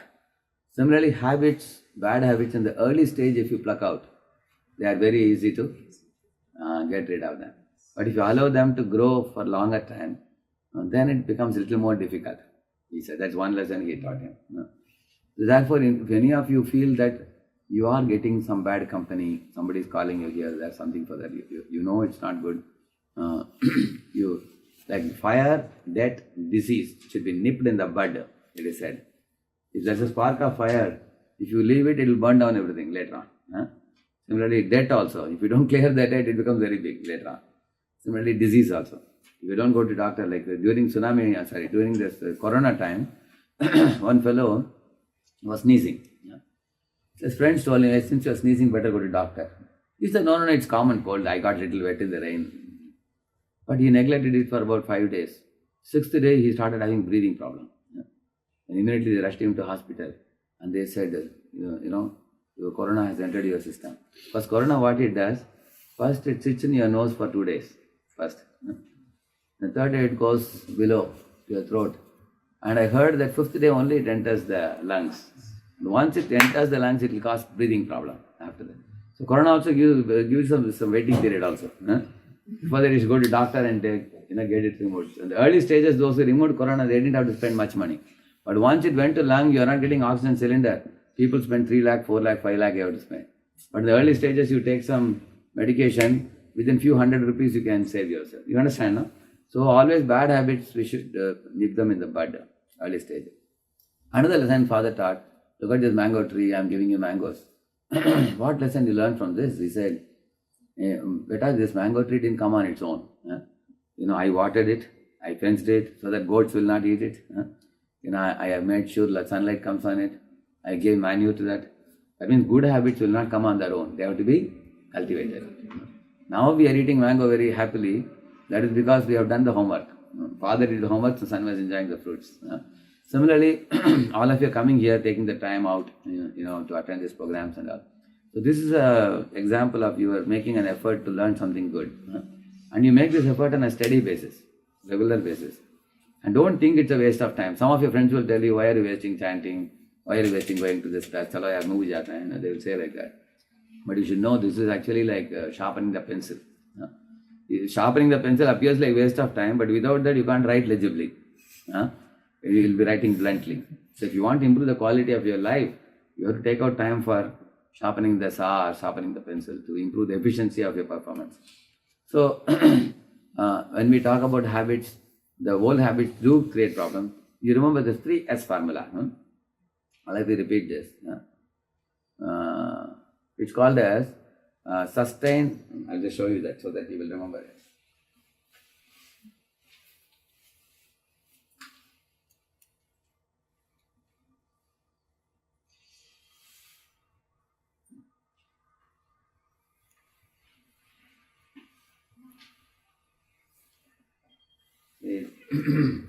Sustain.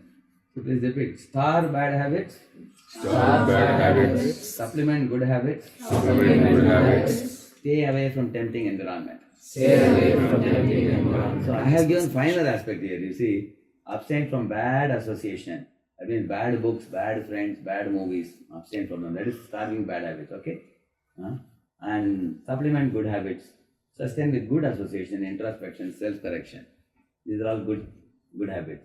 And stay away from tempting people, tempting environment, like that it is said. So this is called a 3S formula. Star, supplement, stay away. It's not difficult to remember. This is one thing that you can apply. Another thing is given here. Any habit you want to learn, there are 3 steps for that. The first step is take a watermelon and cut it into pieces. Similarly, big habits will not immediately come. It's like one example I'll tell you. How many of you sleep between 10 to 11? Okay. How many of you sleep between 11 to 12? How many sleep between 12 to 1? How many sleep between 1 to 3? That's you. Sure. So now there is one video. I will give it to you, Prabhuji. It's a 3-minute video. I'm not going to play it now, but Prabhuji will send it to your WhatsApp number. This talks about why the top-notch billionaires of the world sleep before 10 and rise at 4 a.m. There's a video on that. He says that throughout the day, your body is externally active. At night, when you lie down at 10 o'clock, 10 onward, the pitta and all start secreting in the belly. So, internal systems, metabolism starts becoming very active in the night. And if you are going to be awake, then you are not allowing it to be active. And therefore, eventually your body loses efficiency and you become very tired. If you miss the sleep between 10 to 12, no, then in the daytime you have to sleep several hours and you will always feel drowsy all day. So once you watch the video, many of you may want to change your habit. But imagine somebody sleeping at 3 o'clock. Suddenly can you sleep at 10? Therefore, the first point is do it in installments. Like first week, reduce, instead of 3, sleep at 2:30. Next week, sleep at 2. Third week, sleep at 1:30. Like that, chip, until it hits 10. Clear, no? That is the first one. Cut it into watermelon. Watermelon, cut it into pieces and eat. You can't eat the whole melon like this. Cut into piece, one piece like that. And second one is, you need a role model. You should have friends or seniors whom you see as real heroes or heroines in that field. That you should think that, oh, I really admire that particular soul.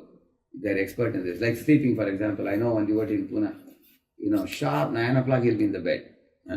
And morning sharp 2:33 he'll be up. It's like he's doing it for the last 15 years. Although many of us aspire for it, we can't do it. But if you have some role model, you get inspiration. See, from role model, you get the strength to get the willpower. And the third one is peers. So associate with those who cultivate good habits. It's equal friends. So you need peer association, encourages you. Superior role models gives you strength. And cutting it into pieces, milestone makes a tough job easier.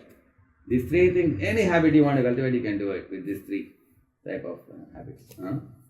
So, okay, and then we'll come to the last slide I will show you. It's a very big slideshow, but I'll show you the last one.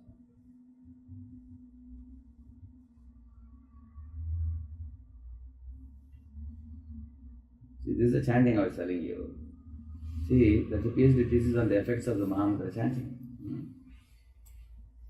See, even if any of you have heard about your friends having schizophrenia, schizophrenia means one imagines that some group of people are targeting to, attack me or something. Imagination, imaginative fears. By chanting Hare Krishna, that goes away. It's a proven thing. There's a research thesis by Dr. Vivek Baluja. He's from Henry Ford Hospital in Detroit, you see. So Mahamantra is doing many such beneficial things. I will show you one amazing short, 1 minute video. The effect of sound I will show you. You can observe this. See, one fellow is putting rice powder. Rice powder is putting on the top of a table, and he'll make some sound now. When he makes the sound, this rice powder will form a pattern, you will see now. Now he's going to make a sound. How the sound produces form, you will see that.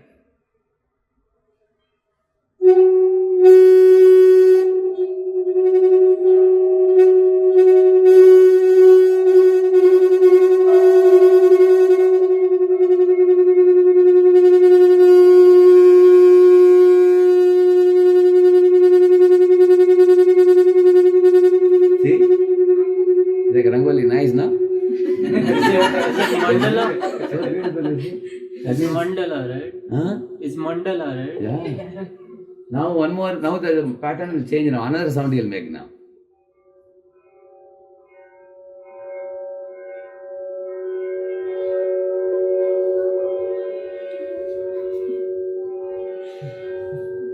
Circle.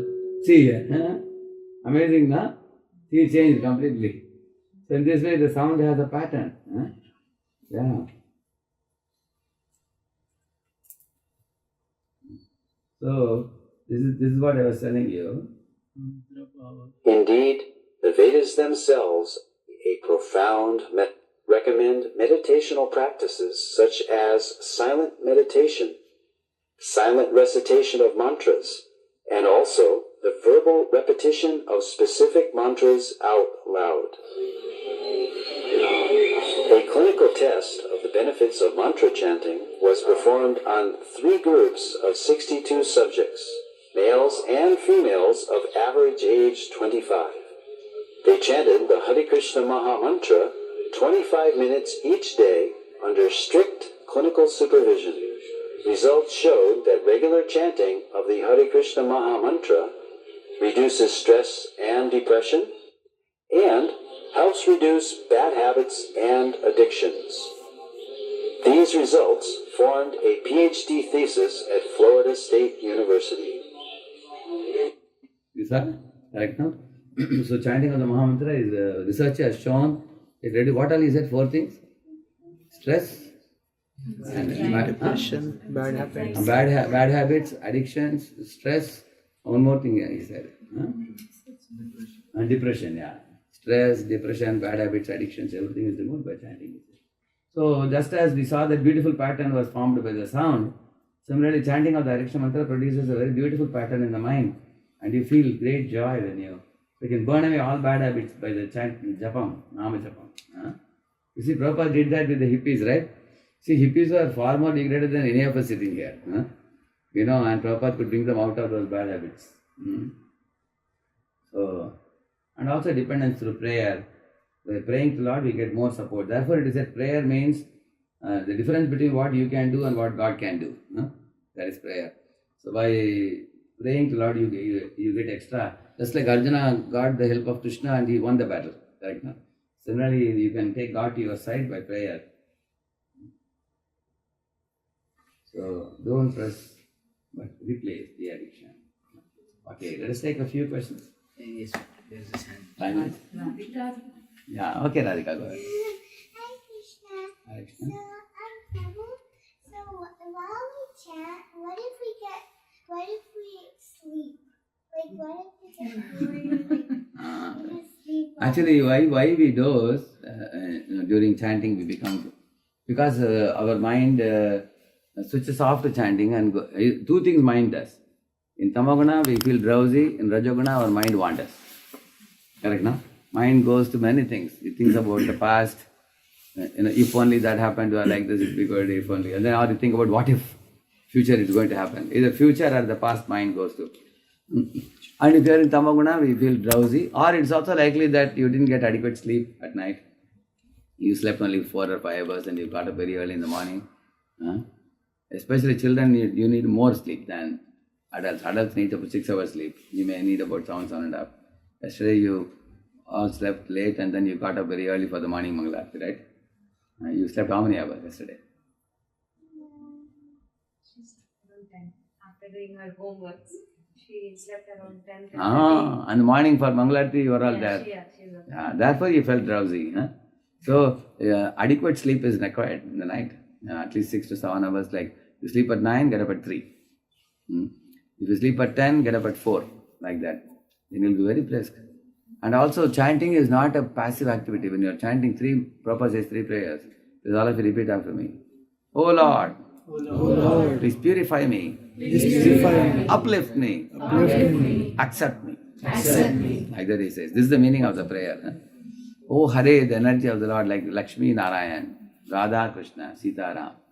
Oh Shri Radhe, please, accept me, uplift me, purify me, and hand me over to the Supreme Lord. I actually originally belong to this plane. Somehow I fallen into this plane.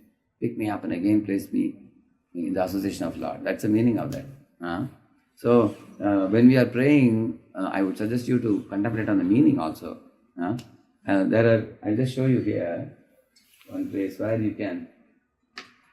You go to this thing. You can put just www.radheshyamdas.com if you go there. Net is not there yet. Okay. Oh, there's a connection here? Yes. What is the... 20. Which one? Just want to show them one thing. Yeah, yes. 1902 Wi-Fi network. Which one? But which one I should connect to? 1902. That is it, 1902? 1902 Wi-Fi network. That is 1902.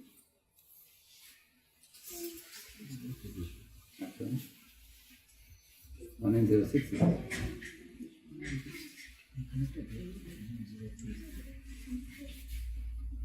So, understand?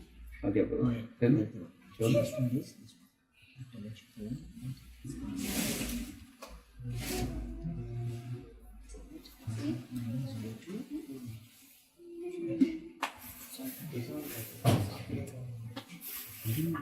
So, you can see this one.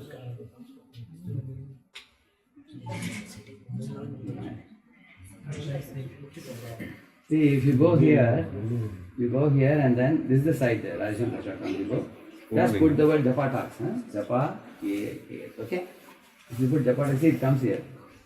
Japa talks. You just go and click this. So year wise you will get. Any year you take, for example, 2020, if you click it, you get many Japa. They are all only about 5 minutes only. So if you hear Japa talks before Japa, it will give you a lot of inspiration. Okay, Radhika, you got answer? Yes. So you can remain brisk. I've been speaking this more than 1,000 I must have spoken by now, I think. I've been doing it for many years. And those of you who are coming for the first time, if you go to this website, if you click this newcomers, actually in this newcomers, you can see the first one, applied spirituality, correct now? If you click this, you get many free courses here. Especially the second one you will enjoy very much, called self-development course. It talks a lot about your own self.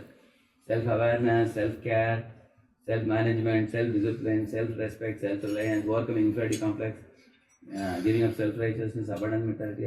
So it's a 10-session course. Later on you want to make it a certified course also.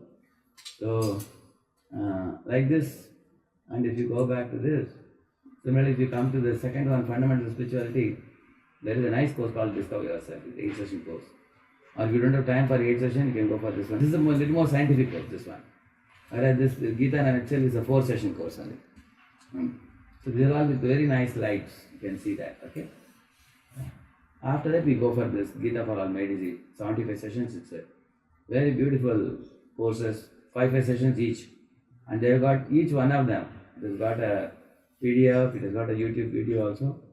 These are all like self-study courses. You can yourself hear them. So you go in the same order. Like when you begin, go to the newcomers. In the newcomers, inside that only you have all these things. Okay? See at your leisure. I'm just showing this to you because many of you, your lives are busy and you may sometimes want to see some of the videos. So we have made these things very easy. You know? Here also is Japa talks. Here also one full box I have Japa talks. Okay. So anybody else have a question? Quick question. Where is Prasadam? You can make ready. Yes, it is happening too. Prabhuji, so what if we are facing like continuous distractions in our mind? How can we bring our mind to focus? Not only japa, like when we are doing some work or when we are trying to study. Some even otherwise also during the day also. See, you go here.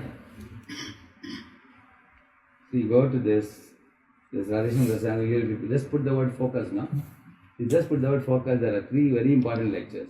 See the first one, what is the title? Gaining focus on Yeah. And the second one, gaining focus while living in the world of. There are 2 different. I spoke in 2 different occasions. Arjun ki tarah focus kaise प्राप्त करे? See that one. Third one. So, and this one is the art of concentration in the age of distraction. So these are all spoken for, like thousands of students attend this. So they are especially focused towards students. So just put the word focus. If you just put focus, Radheshyamdas. Or you go to the Radheshyamdas channel and just put focus, you'll get it. Okay? Okay. Anybody else? So it's been 1 year that I've heard this idea. So before I'm married, so before getting married, my parents just accepted the life as it is. There's something called evil eye, which I see most of the people believe in. Like my in-laws, my husband, some astrologers told that a lot of evil eye impression is there on him, and he tries to keep his life, very private. So he doesn't even post a picture of, couple pictures or any of his pictures, be it success story or any kind of special occasion. Because others will see and then they'll become envious. Exactly. So when you were talking about association, so I for the past 1 year, that idea got into my head too. So I started seeing the changes that I started believing that the evil eye is there. See, evil eyes are there, but if you are spiritually high, then evil eye cannot affect you. You know the Veda somebody sends. If a person is very spiritually advanced, the Veda will go back and attack the person who sent it. You have heard that? Huh? Yeah, like Veda is actually a kind of a creature a person sends to attack somebody. But if this person is having a Bhagavad Gita, or you are having a chanting beads, you are wearing a tilak, you have a Tulsi Kantimala, all these things, then these are all spiritual items which repels those evil forces. They repel. And not only the evil forces go away, even the very fear only will go away. You tell your husband to chant Hare Krishna if you can, 1 round every day. All this fear will go away. If a person is very weak-minded, then the evil forces get into our system. They have the power. But when you chant Hare Krishna, we get high energy, spiritual energy. Then they get repelled. They cannot come there. Just like, for example, say if somebody is a high immunity person, even when he goes to infected areas, he doesn't get sick. But if a low immunity person goes to a sanatorium where people are coughing, he immediately catches the virus. It's like that only. Clear, no? Yeah, and one more question. So how do we handle desires? Should we not have desires at all? No, yeah, we have desires, it's undeniable fact. One thing is, the desires have a tendency to grow more and more. Say for example, somebody is in a village, they want to come to city. Somebody is in a city, they want to go to cosmopolitan, bigger cities. People in bigger cities want to come to America. People in America want to go to another planet. So the desires always keep growing like that. So nowadays what is happening when people, they grow the desires to such a degree that it hurts them. Correct, no? Like we say, we are enjoying luxuries at the cost of necessities. For example, we have so much air pollution, noise pollution, water pollution, and we are living in city, and life has become like a vegetable, if you see like that. Because man wanted money, so much desire for money that he is hurting himself with that. So I would say that your desire there should be some balance between material and spiritual. Like, your body temperature, if it goes to 102, 103, 104, that is high fever. Then you feel very uncomfortable. So you reduce the temperature. So increasing materialism is like increasing fever. More you become materialism. What is materialism? You forget God, you forget the duties of life, you forget relationships, you forget your health. Money is the only goal of life. Like that. So then we go to 105, 106 degree Fahrenheit like that.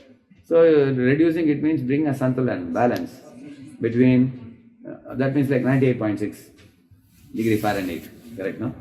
So we don't say bring it to zero. We are saying material, spiritual, there should be some balance. Therefore I was telling morning for Krishna, daytime for profession, and evening for family. Now most people will not give time to family in the evening. They say, why family? One more job they take. They do 2 jobs. And a wife is doing 2 jobs, husband is doing 2 jobs, but both are fighting. That's because money is there, but happiness is not there.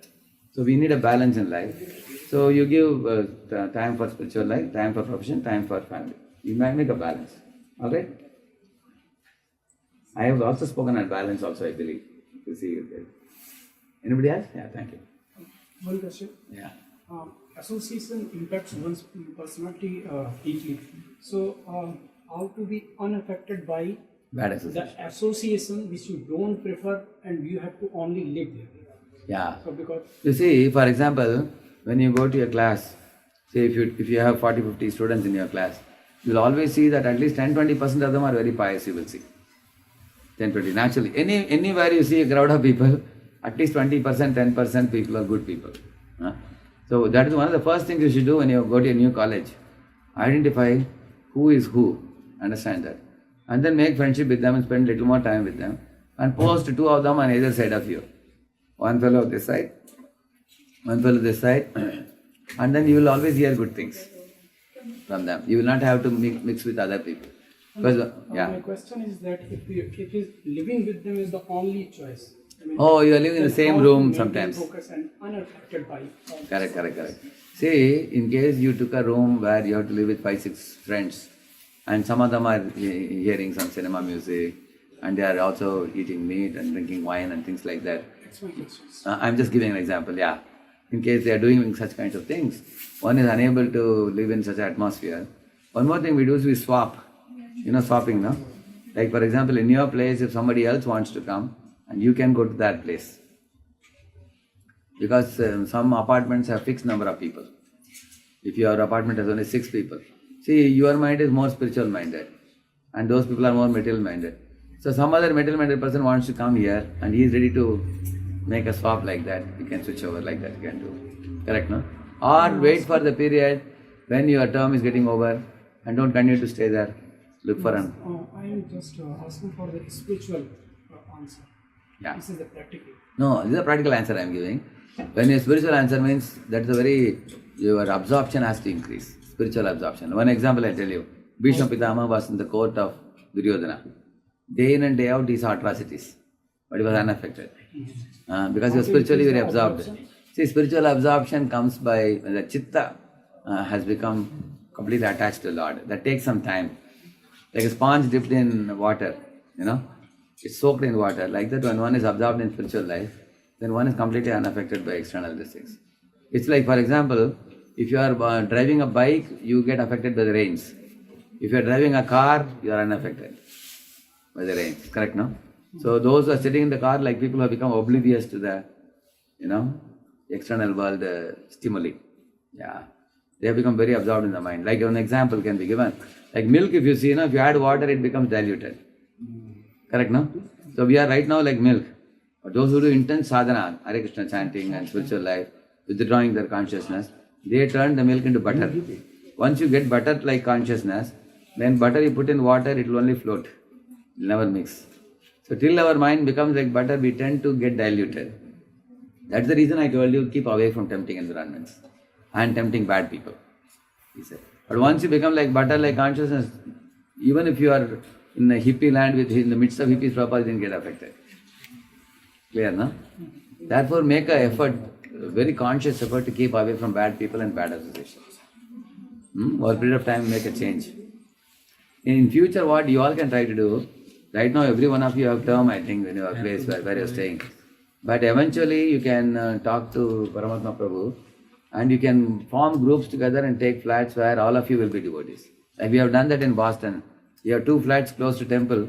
7 boys are staying there. We call it as the Bhaktivedanta Youth Services, BYS we call it. So all of them are devotees. All are chanting. Morning everybody chants together. So in this group you can identify friends in future in case you wish to stay in next term. I think September onwards you will have a... Is it September here also? August it is? Okay. August onwards. But for August you have to book the rooms by when? By? I think they book it by 2 months before. 2 months before. At that time you all can keep in mind. Huh? Okay. Please take prasad. Everybody got a plate? Yeah, everyone is ready. Prabhu, can I ask you? Oh, yeah. So we talk about... I can switch off now.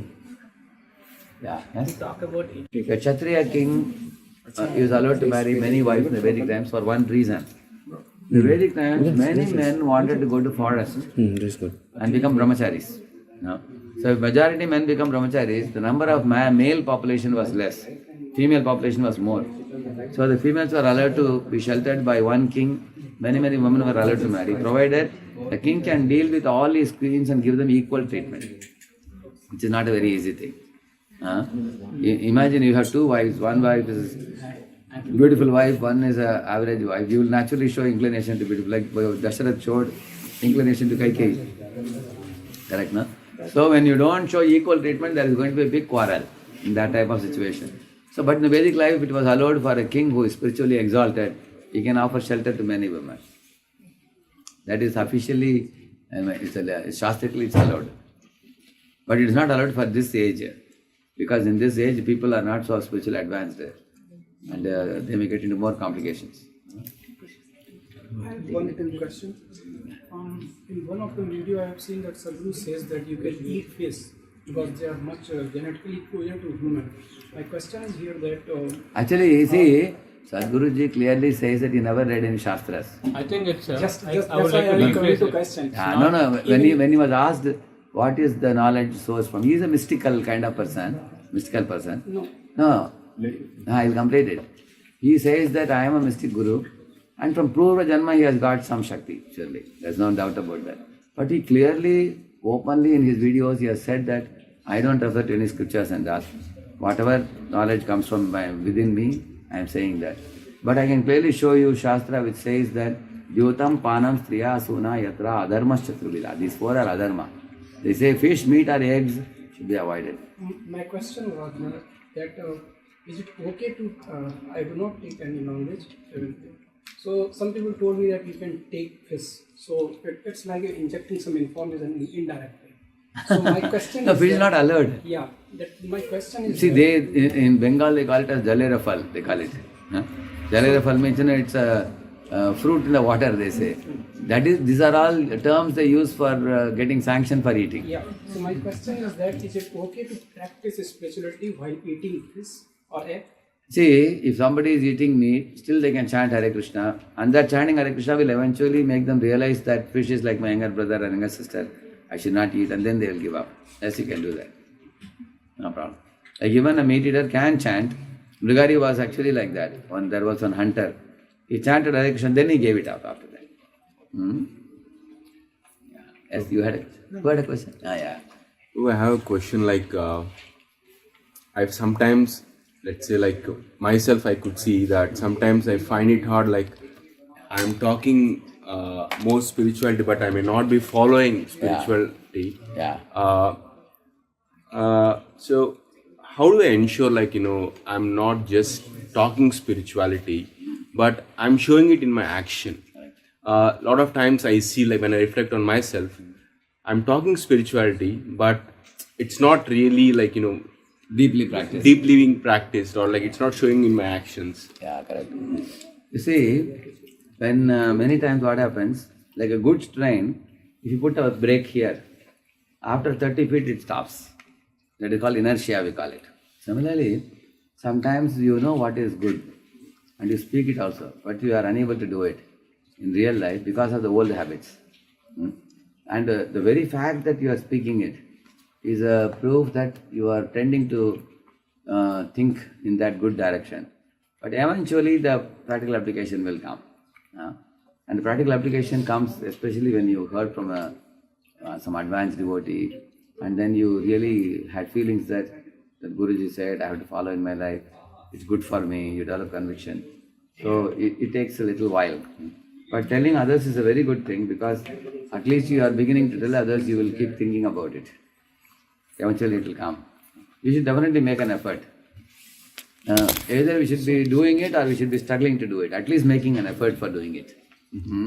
Yeah. And our principles I told you are very simple, ABCD. These are the basic steps from where we begin. Association, Bhagavad Gita, chanting, devotional diet, engagement in some seva. So we know what are the positive activities, what are the negative activities to be given up, what are the positive activities to be taken up. And also any particular activity you are unable to implement, you can study more deeply about it. For example, chanting. She was asking question, I showed Japa talks. I showed. So when you hear more, then your conviction also increases more. Like I showed you the effect of sound on the rangoli came, no? And the powder. How even inert matter follows a pattern when it hears the sound. So we are chanting divine sound. So in this way our scientific conviction increases, then we start doing it also. Correct, no? Acquire the knowledge, associate with people who are already practicing it, and then contemplatively think about it. And like you said now, you can lament that I am speaking bada karta hu lekin karta nahi put. When you say like that, then actually you think that I should at least make a little effort, minuscule effort, correct? No? It's a good thought. Yeah. Thank you. Prabhu, can I have an add-on question? Yeah. In this process, I'm having certain principles for myself, but I'm yet to imbibe those principles within me. Yeah. But in this process, I'm creating a wall around myself. I'm really not enjoying the association because other people are they are in their own way. I'm going through that struggle, and the other person also feeling that rift within me. This is a very, very brilliant question it is. Like all of you, when you come here you are taught a pure culture, But whereas when you go back to college and friends, they have a different culture. So there is sometimes a mismatch causes some kind of strain.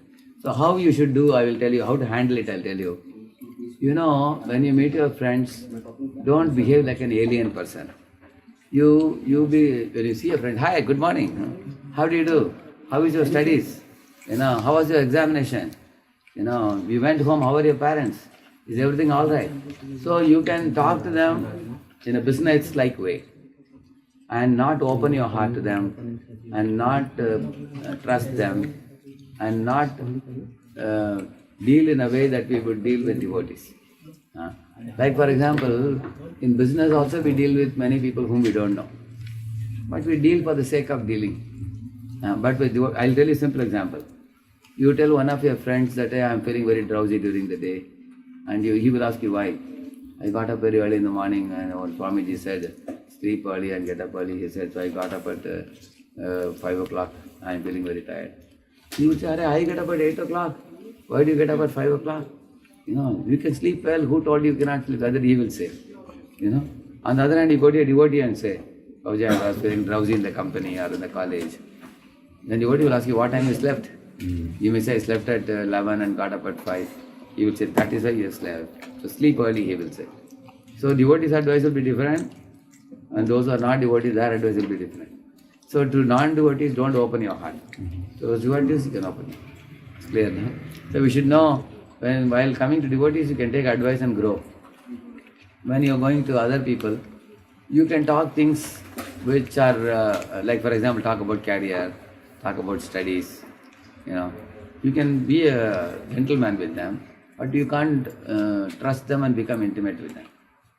And if you are going to become sentimental with them, then they will spoil your good character. Like Karna, for example, he developed attachment to Duryodhana. And Duryodhana was a hater of Pandavas and hater of Krishna. The result was Karna also got destroyed. So because he opened his heart and developed thick friendship with someone who is not a devotee. So therefore, that you should be careful. And what you ask is relevant to all of them, because nowadays you have to live in a hostel and with other people who are totally into religious life, and we know they are doing wrong. You can only pray for them. And some of them may be innocent also. You can correct them. You can try to tell them what is good, what is right. Yeah. Those who are willing to listen, there are 4 types of people you associate with. It said that God is object of love. And devotees, they are object of your friendship. And those who are innocent, you can share what you are learning and invite them to program also. And those who are envious and they are absolutely not interested, you can just reject their association and deal with them only in an official way. Like that. That's what our Bhagavatam teaches. There is a verse which says that Ishvaredat adhineshu balisheshu dushachcha prema maitri kripa upeksha yakkaroti samadhyamah. Prema maitri kripa upeksha, 4 things. For Lord, prem. And for bhaktas, maitri, friendship. And for those who are new and innocent people who are pious, kripa. You can show them mercy and bring them to classes and that. And those who are atheistic, upeksha. Upeksha means you reject their association. Or talk only in official way. Don't open your heart. Is it clear, no? Is it clear, no? Yeah. And what was your question? Who has your question? So we do chanting. We do, many people have done many hours, 42 hours a day. But looking at how much time I should spend each chanting, actually, chanting, I'm only telling all of you to chant 1 round every day. Like the whole thing, like the whole process. How much time we should get involved ourselves? Oh, right. I told you, once in a week for a program, couple of hours. And once in a day, Bhagavad Gita, 5 minutes, 1 page of Bhagavad Gita every day. Either morning, preferably morning. And 1 round of chanting Hare Krishna, 10 minutes. And devotional diet, prasad, in future I am telling Prabhuji that it will be nice if you can arrange prasad here so that every day all of you can get some prasad. They are thinking about it, they are planning. So in this way, these are things which will take you in a day, as I told you, 15 minutes, 20 minutes spirituality in the morning. This is the beginning. And as you grow, what happens with spiritual inputs? Your other bad activities, bad engagements will reduce. Like many of your boys, if you see, they spend a lot of time in movies, parties, roaming around. Many things they are doing. So eventually you will give up those things. And the saved time you use in spirituality. Is there a thing like we were doing this stuff? Like, or is there a limit? We were? Is there a limit that we are overdoing this stuff? It cannot be overdoing. Our very mature senior devotees, what they do 2 hours of chanting, 16 rounds they do, and they meditate half an hour every day. So they spend 2.5 hours, and they do aartis, in the morning, that's another half an hour they do. Almost like 3 hours they give. So for them, we have a very simple formula: morning for Krishna, evening for studies, as they say. And daytime you go to college. So evening 3 hours, our students study right from the beginning. Imagine in a week you get 7 into 3, how many hours? 21 hours. 21 hours per week. Imagine if a student studies, toward the end of the semester you will be well equipped. Right, no? Our devotees like very well end. They have academics, they have spirituality. And they don't go for other things. That's why they are very focused like. They don't spoil the body, they don't spoil the mind. Because here itself we have enough entertainment. You get nice prasad, you have kirtan, you have chanting, you learn good knowledge. For intelligence, you have knowledge. For your mind, there is ritual kirtan. For the tongue, there is nice prasad. And chanting also calms the mind. So our devotees are happy and satisfied in spiritual activities and academics.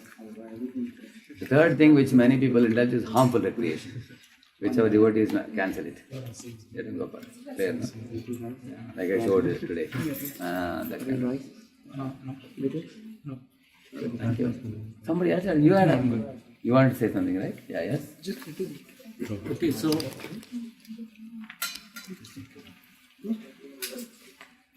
I like to sing. Because of that, that's very good. I love to sit in kirtan.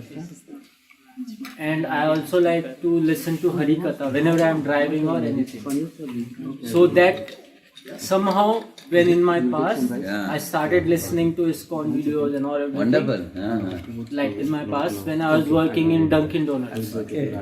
So it somehow got me towards ISKCON. I knew ISKCON before. Amazing. But like I just came one day and then I didn't came for a year. And then something happened in my life recently, and that day some Maharajji, it was Radheshyam, I guess. Before that, one day I came to ISKCON. I met Paramatma Das Prabhuji to share my issue and all. It's a little I'm stuck kind of a situation. So because of that, I started coming there. Wonderful. And then I came almost every day after that for a month. And later on, now I'm in a situation I'm not able to go there. In ISKCON. Like Sundays. For the weekly program, you can come. No, I used to go Sunday in the morning for service, and then I used to attend the lecture, and then I used to do service in the evening time. But now I'm missing out the service as well and the class as well. And the thing is, I am become mixed mode little now. Like I'm not. But one thing I'll tell you, if you're going to miss the classes and miss association, again the old habits will tie you up. Old habits will tie you up and drag you behind. Yeah. But very dangerous it is. I'm not. Some of the old habits like mass eating and alcohol, I have got rid out of them. But I'm talking about lust. It's very much because I got it when I was I was a kid that time, since then. But still I'm trying to one thing I'll tell you, these are viruses I told you. But for removing virus, therefore you have to come to the classes, chant the holy name, attend the classes. So one thing is, just as you all are very attentive to study for the exam and give exam and pass the paper, with equal amount of sincerity you should come for these classes. So the thing is, before I started believing in ISKCON too, I used to observe things like the Buddhism and everything. I never worked more on it, but I have like all the knowledge like somewhere here and there. That's why I am not able to ask questions also properly. That's all right. Yeah. So see, even if you don't ask many questions, if you listen attentively, eventually all the knowledge becomes revealed. So my but thing you are making an effort, but not only for you, I am telling every one of you, something wonderful you are getting, but you have to be willing to invest some time in this. Because this is giving you a good direction in life. If you don't invest time thinking it's a waste of time, then the bad habits will tie around you and they will drag you and then you will lament later. For that, I pray Vitthal. I am more close to Vitthal, Panduranga and Rukmini. I have one confusion regarding that. If I could see them as Radheshyam, They are actually Vitthal. Rukmini is actually Rukmini Dwarkadish. Only it is. the Krishna is okay, but Radha and Rukmini is the same thing. But if you go to Pandharpur, Radha Rukmini, both deities are there. Jayadeva, Jay Panduranga, Rai cha Vallabha, Rukmini cha Vallabha. Both are there. Rai means Radha? Radharani, yeah. Okay, fine. And Rakumai is Rukmini. Yeah, Rakumai, yeah. So I pray to Vithala every morning. Perfect. And I tell him, you improve me. Perfect. Like, but the problem is when I get sometimes I work more because I am stuck in a situation where I have to work more hours. I feel like I need some work or something less. So because of that, one of my past habit, it comes to me, and I do it. And then later on I feel guilty. And then I again pray. That is because of becoming low in the consciousness. Yeah. So you can have very good nowadays if you go to, see, I'll show you one very interesting thing. Vrindavan Mellows, I'll show you. This is extraordinary.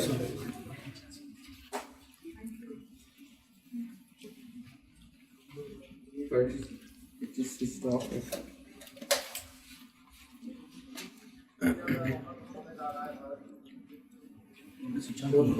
This one? Not required.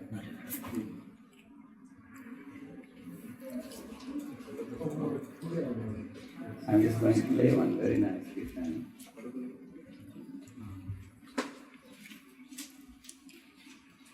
It's called Vrindavan Mellows.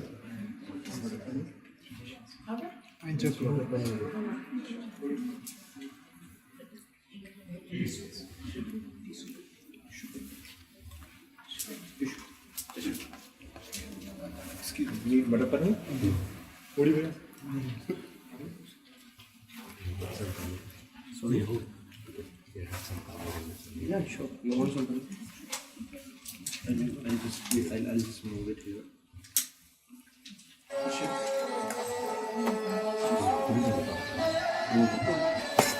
Thank you.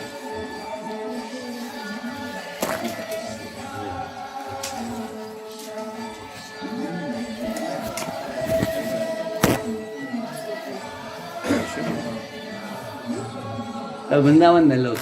Vrindavan Mellows. YouTube, you go to YouTube and put Vrindavan Mellows, many tunes are there. So when you put this Kirtan in the background, it will be the battery zero. Put it to charge. Okay, we'll wait. Bro, can we charger is here? Can you help us? Yeah. Here, just plug in this one. Yeah. You had a question? Okay. Should I? Yeah. Guruji, when I entered into the path of bhakti, I had so much enthusiasm. Like, I'll do everything today. I'll start reading Bhagavad Gita. I'll start reading. Now you chant how many rounds you chant now? Right now, I only do like 6 or 7 rounds. Not more. But yeah. You picked up in India itself, huh? No, after coming here. Okay. So, like recently, 6 months back. Okay. So I had a Through these classes only, is it? Yeah. Okay. We went to Paramatma. ISKCON. Okay. So, Prabhuji, the enthusiasm in start, it was like I can achieve everything. Correct. I can do this. It's Yeah. very good. But how to keep it steady? Over a period of time. Yeah, because it was peak, but Yeah, now correct. it is falling down. See, one of the reasons for the enthusiasm falling down is, like he was telling also, our life, we become preoccupied with many material duties. Gradually we reduce the intake, spiritual intake. See, as I told you this, are you doing all this ABCD you have to see? Are you coming in association like you? Today you had a very good program and Bhagavad Gita. Every day do you read little every day? You have a habit of that. Chanting. I constantly listen to lectures from... I even listen to your lectures. Okay. And the most important thing is, you have to find out what things enthused you in the beginning and then you stick to those. Like I showed the Kirtan just now in Vrindavan. When I heard it first time, I would hear all day. When I'm going in the train, put it up Vrindavan Mellows. You heard Vrindavan Mellows, right? No, I haven't heard. This is Vrindavan Mellows. It's extraordinary.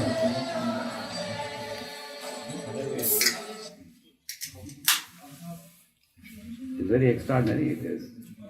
I just There are many tunes sung by Aindra Prabhu. So,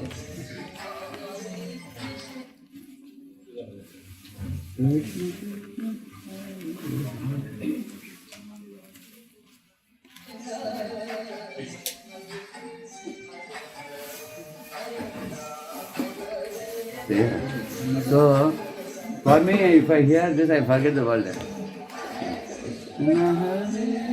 Here there's no video. No video. Oh, okay. I thought. Kirtan it is. Let's love it. Guruji, I'm sorry to interrupt, but we are still very, like, you are a very pious personality, but we are, like, I get easily distracted by many worldly things. That's why I showed those, put the word focus. Those 4 videos you hear, I'm talking many ideas on focus. I thought that if I were to speak now, there are many points in that. But you should hear, and if you have further questions, I will answer on focus. Focus, concentration, one-pointed attention, and ability to withdraw from what we don't want. Like in computer, bring it to front and send it to back. Like that we can do. See, these abilities increase when you get command over mind and senses. At the moment, our mind and that's like in the beginning I spoke today. Our mind and senses drag us now. So you will go from the stage of uncontrolled mind and senses to a stage where in the mind and senses will be able to agree to your instructions, orders. And that like smartphone. One can be a slave of smartphone. From that you go to a stage where you will only use smartphone for important things. Other times you will switch it off and keep it inside. Like that, correct, no? Like certain devotees do detox, we call it. Digital detox.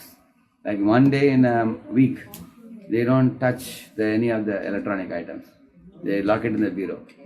They say, today I am not going to touch any electronics. It's a digital detox for one day. Which is not very easy. People can nowadays live without Wi-Fi also, but not without mobile. They would all the time carrying everywhere they go. So, if you do that, then your ability to restrain those things become more stronger. But it is not just negating the negative, we need positive also.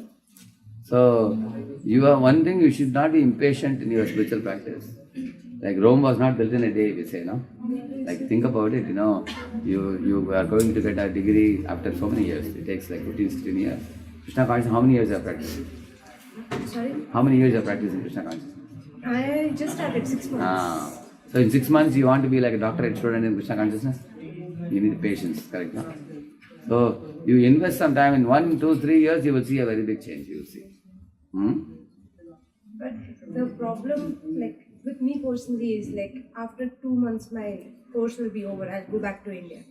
In India, you are in Delhi? I'm in Mumbai. Oh, Mumbai, that's a very good temple. I know, but my parents, they are not against, but they don't support this idea too much. You They're live like, in downtown or you live near Juhu? I live in the suburban areas. Okay. For you, Hare Krishna and Juhu is nearer? For me, both the temples are far away. I have been there, but they You are can far. go to Grant Road Downtown Temple. There's a very beautiful Radha Gopinath temple. You'll get a lot of devotees. But they won't allow. That's the thing. Anyway, if you pray, then Krishna will get you a good husband, who will be a devotee husband, then both of you will go to temple.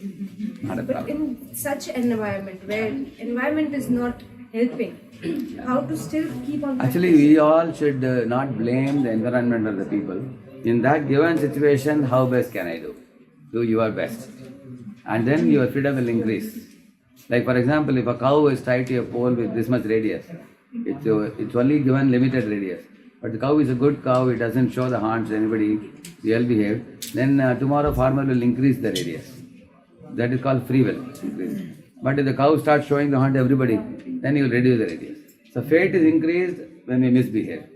Free will is increased when you rightly behave. So you show to Krishna that I am serious, sincere, I really want to become more nice devotee. Then he will arrange the material nature in such a way that you will get more and more up. Fate can be changed. Yeah. You mean fate can be changed? Oh yes, yeah, fate can be changed. Not by us, by Krishna. You can change it. Actually, how Lord is able to see, Lord, your intentions are the most important thing. When Lord sees that somebody's intention is pure, see why the punishments are kept in this world? To reform us. I mean, like most of the people, when they succeed, they say, it's our hard work, it's our this. When they lose the day, like it's all our fate, we lost it. Correct. I mean, No, it's only pride that makes them think it's my hard work. For example, Einstein, till 1903, he was considered a muff. In 1904, Which one is correct? no, in 1904, if you see, he made 4 papers, published 4 papers, and he became a genius of the century. Because that time his punya fructified, part of punya did in the past. And then God made him like an internationally famous scientist like that. Correct? No? One thing you can confidently tell anybody, did you create your own brain? You can ask them. Did Einstein create his own brain? No. Did he open his head and put something inside? God gave him. So God gave brain to Einstein. What to speak of us? He says, Buddhir buddhimatam asmi. I am the intelligence of the intelligent, he says. Balam balavatam chaham. I am the strength of the strong, he says. I am the light of the sun. I am the light of the moon. I am the strength of the strong. I am the intelligence of the intelligent, he says. Whatever good things you see in this world, they are all ultimately given by God. He says that. Somebody says it's my hard work. Hard work, I don't say they didn't do hard work. But hard work alone is not sufficient. Like for example, there may be many people who are fit for a particular post, but not everybody gets it. God blesses somebody, only they only get it. If somebody says, it's all due to myself, then that means they are unaware. God blesses only someone with that. Yeah. So what if I have the zeal to get it? I do anything to get it. Now what you should do, you all have the right to endeavor. Do your best, he says. But after endeavoring, if you get it, you can be grateful to God. Thank you for your mercy. If you didn't get it, you can know that, for example, I go to a shop, I want to buy a particular dress. But the dress is too costly and it doesn't fit in my pocket. What do? Then you go for a lesser one. Correct, no? Like you will see, there are people who are more intelligent than you. There are people who are less intelligent than you. There are people more richer than you. There are people less richer than you. Every one of us is put rigidly in a particular situation based on your Punya Papa account. It's like Sanchit Karma. So Lord has decided that this will be your parent, this will be your skin pigment color, and this will be your this much beauty, this much intelligence. Everything is like fixed. And you can change it, but not appreciably. Like hairstyles, there are 24 hairstyles people change. Yes. Correct, no? Still the beauty cannot be too much changed. Our Sridevi did 14 surgery on her nose. Still all her fans told that you look the same only. She couldn't change her beauty beyond that. So therefore material change cannot be done too much. Like somebody is black, for example, they put a lot of fair and lovely. How much fair they can become? There's a limit for them. But spiritually you can advance. Spiritually there is no limit. For example, you take a Luna, a Maruti and a Benz and keep a race for all 3 of them. Naturally, Benz will come first, Maruti will come second, Luna will come third. But if a helicopter comes and lifts the Luna, then can come first. So by God's grace, destiny can be changed. Like Arjuna's destiny was changed by Krishna when Jayadratha was to be killed. God can do that. When God decides to do, ultimately He is the creator of the universe, He can do anything. Possible. But one thing our students should recognize, everybody cannot get everything. Somebody thinks, I should be the most beautiful also, I should be the most intelligent, I should be the first rank in the class, I should be, they want everything that God has. Correct? You should know that somebody may be good in one thing, you are good in another thing. So about this, Prabhu, I just wanted to share. I've read an article regarding Krishna, a person kept telling,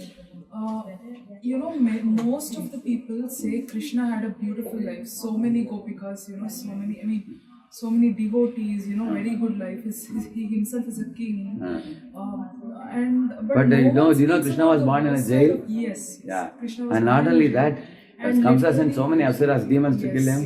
All of his children literally killed themselves in front of him. That is in the last part of the thing. No, actually, if you take Krishna's life, there are many challenges. Why are we not able to see the best part of our lives in the same way? How are we looking at Krishna's best part?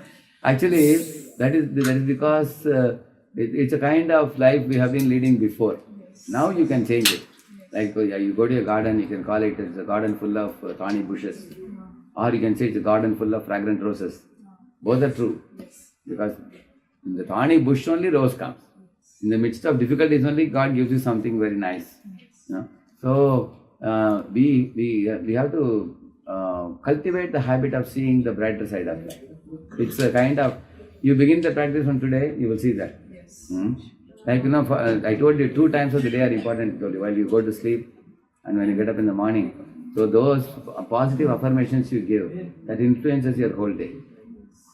Therefore, in the early morning, as soon as one gets up, you take a bath and then you read some stotram, read some shlokas, read some 1 page of Gita.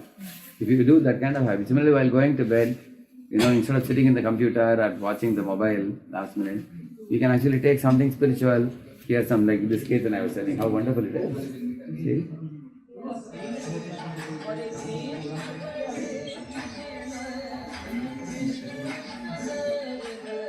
So sweet it is. You hear this and go to sleep, and your mind will be dancing throughout the sleep. So in this way, it's in our hands. We have to decide. Huh? And we can. If you keep coming for this kind of programs, you are in the right direction. One thing I request all of you: if any of your friends flourish in any either academics or sports or fame or anything, understand that they have done some punya in the past life, and that is bringing them this reward. Just like when you join a company, not every GET becomes a team lead. Not every team lead becomes a project manager. Not every project manager becomes a unit head. Correct, no? Only the number becomes narrow. Because the top fellow has done some punya, because of which now you see, like that one boy in a temple, he was a 10-pointer in IIT Kharagpur. Throughout he got 10 points in BTech. And he got a gold medal also. But if you see how much he studies, very little. Because he has done punya in the last life, homework is done already. Now he is born with such a head. And he is such a fast reader, you give him a book, in 2-3 hours he will finish it. He just reads diagonally like this. And also he can hold a lot. So many people envy, how can this fellow be so smart like that? So each of us have different type of background with which we have come. So somebody may say, that means I am good for nothing? No. You have to find out what are you good at. You identify, there are 8 things you all might have heard, correct? I'll conclude with that, okay? You see, the first thing is, some of you may be good in painting. It's called spatial visual, we call it. Some of you may be good in logical mathematical. You see the whole world with equations. Some people are very genius in mathematics. And third one is intrapersonal, means you are very thinking type person. You put such a person in a room with books, he doesn't need any company of anybody. Even 1 full year he can stay provided you give food through the window and give some books to read. He can live with the books. It's intrapersonal. Later on these people become motivational talkers. They become advisors, bureaucrats and all that. And fourth one, SLIM, is musical. So some people are musical. They can play guitar, they can play veena, they can play harmonium, they can sing, beat mridangam. They become big musicians like that. And M and B is bodily kinesthetic, means they have to activate their body like sports, like jogging, running, pole vault, kabaddi, cricket, or swimming. In body they have some dexterity. That is one talent. And next I is interpersonal. Interpersonal means they are very good in people. They can go for marketing, they can go for sales, and they can go for HR, like that. And L stands for linguistic. Linguistic means they are very good with languages, 5-6 languages. They know. Some people specialize in language, they have a profession also, that. And then last one is N stands for naturalistic. They are very eco-friendly, they want to protect the environment. And nowadays it's a big market nowadays. Go green. So ask yourself, in these 8 things I told you, which things you identify with? Yourself. Which one? Your heart resonates with which one out of these 8? Out of these 8, because you have a natural inclination out of this. Little good with nature. Correct. So if you go in that direction, tomorrow you go for sustainability. Yes. You go for eco-friendliness, environment. So you take some subject in that, you will grow very fast in that. You naturally have inclination. You ask anybody what is your inclination, natural inclination out of these 8 things? Interpersonal, yeah. So then he has to choose a profession accordingly. Which means, his job should not be with machines. His job should be with dealing with people. Tomorrow he may be a good manager or a team lead or even HR, recognizing people. Some people go for a course on counseling or course on psychology, then a person becomes very expert. He already is expert. He will become more expert in that. Everybody has to detect, identify. Friends also can tell you, but you can also find out. Why I am telling you this? If you identify potential and invest time in that, you will grow to a potential where you will be super confident. Like I was always spiritually inclined from a very young age. So I invested my time in that. My engineering was a side business for me. Yeah, my father only wanted me to become an engineer. I told I will read books like Bhagavad Gita, Bible. I met many Swamis, went to mathas and all. I wanted to dedicate my life even when I was in 5th standard. But my father told me, unless you become educated, nobody will hear your preachings.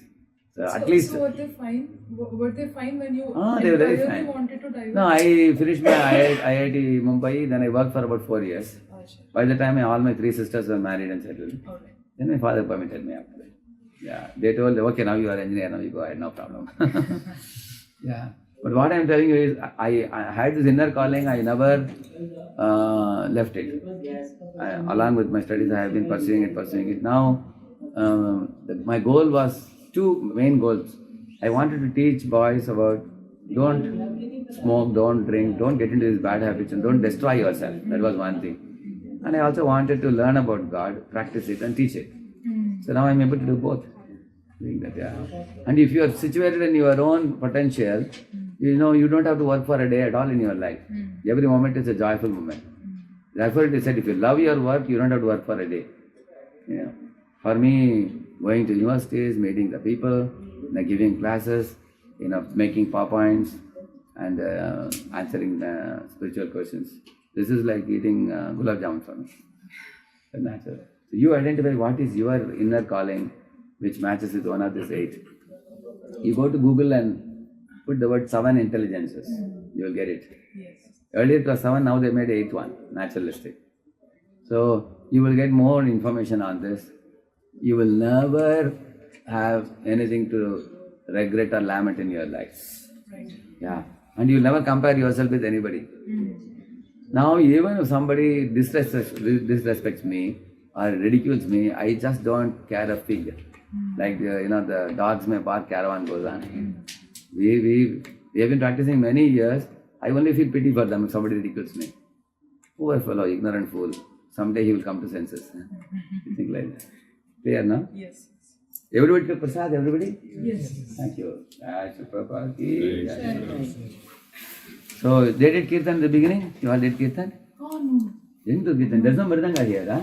I can do 5 minutes kirtan. Huh? We have to talk. Where is it? Okay, you get the kirtan. I'll do 5 minutes kirtan, okay? Yeah.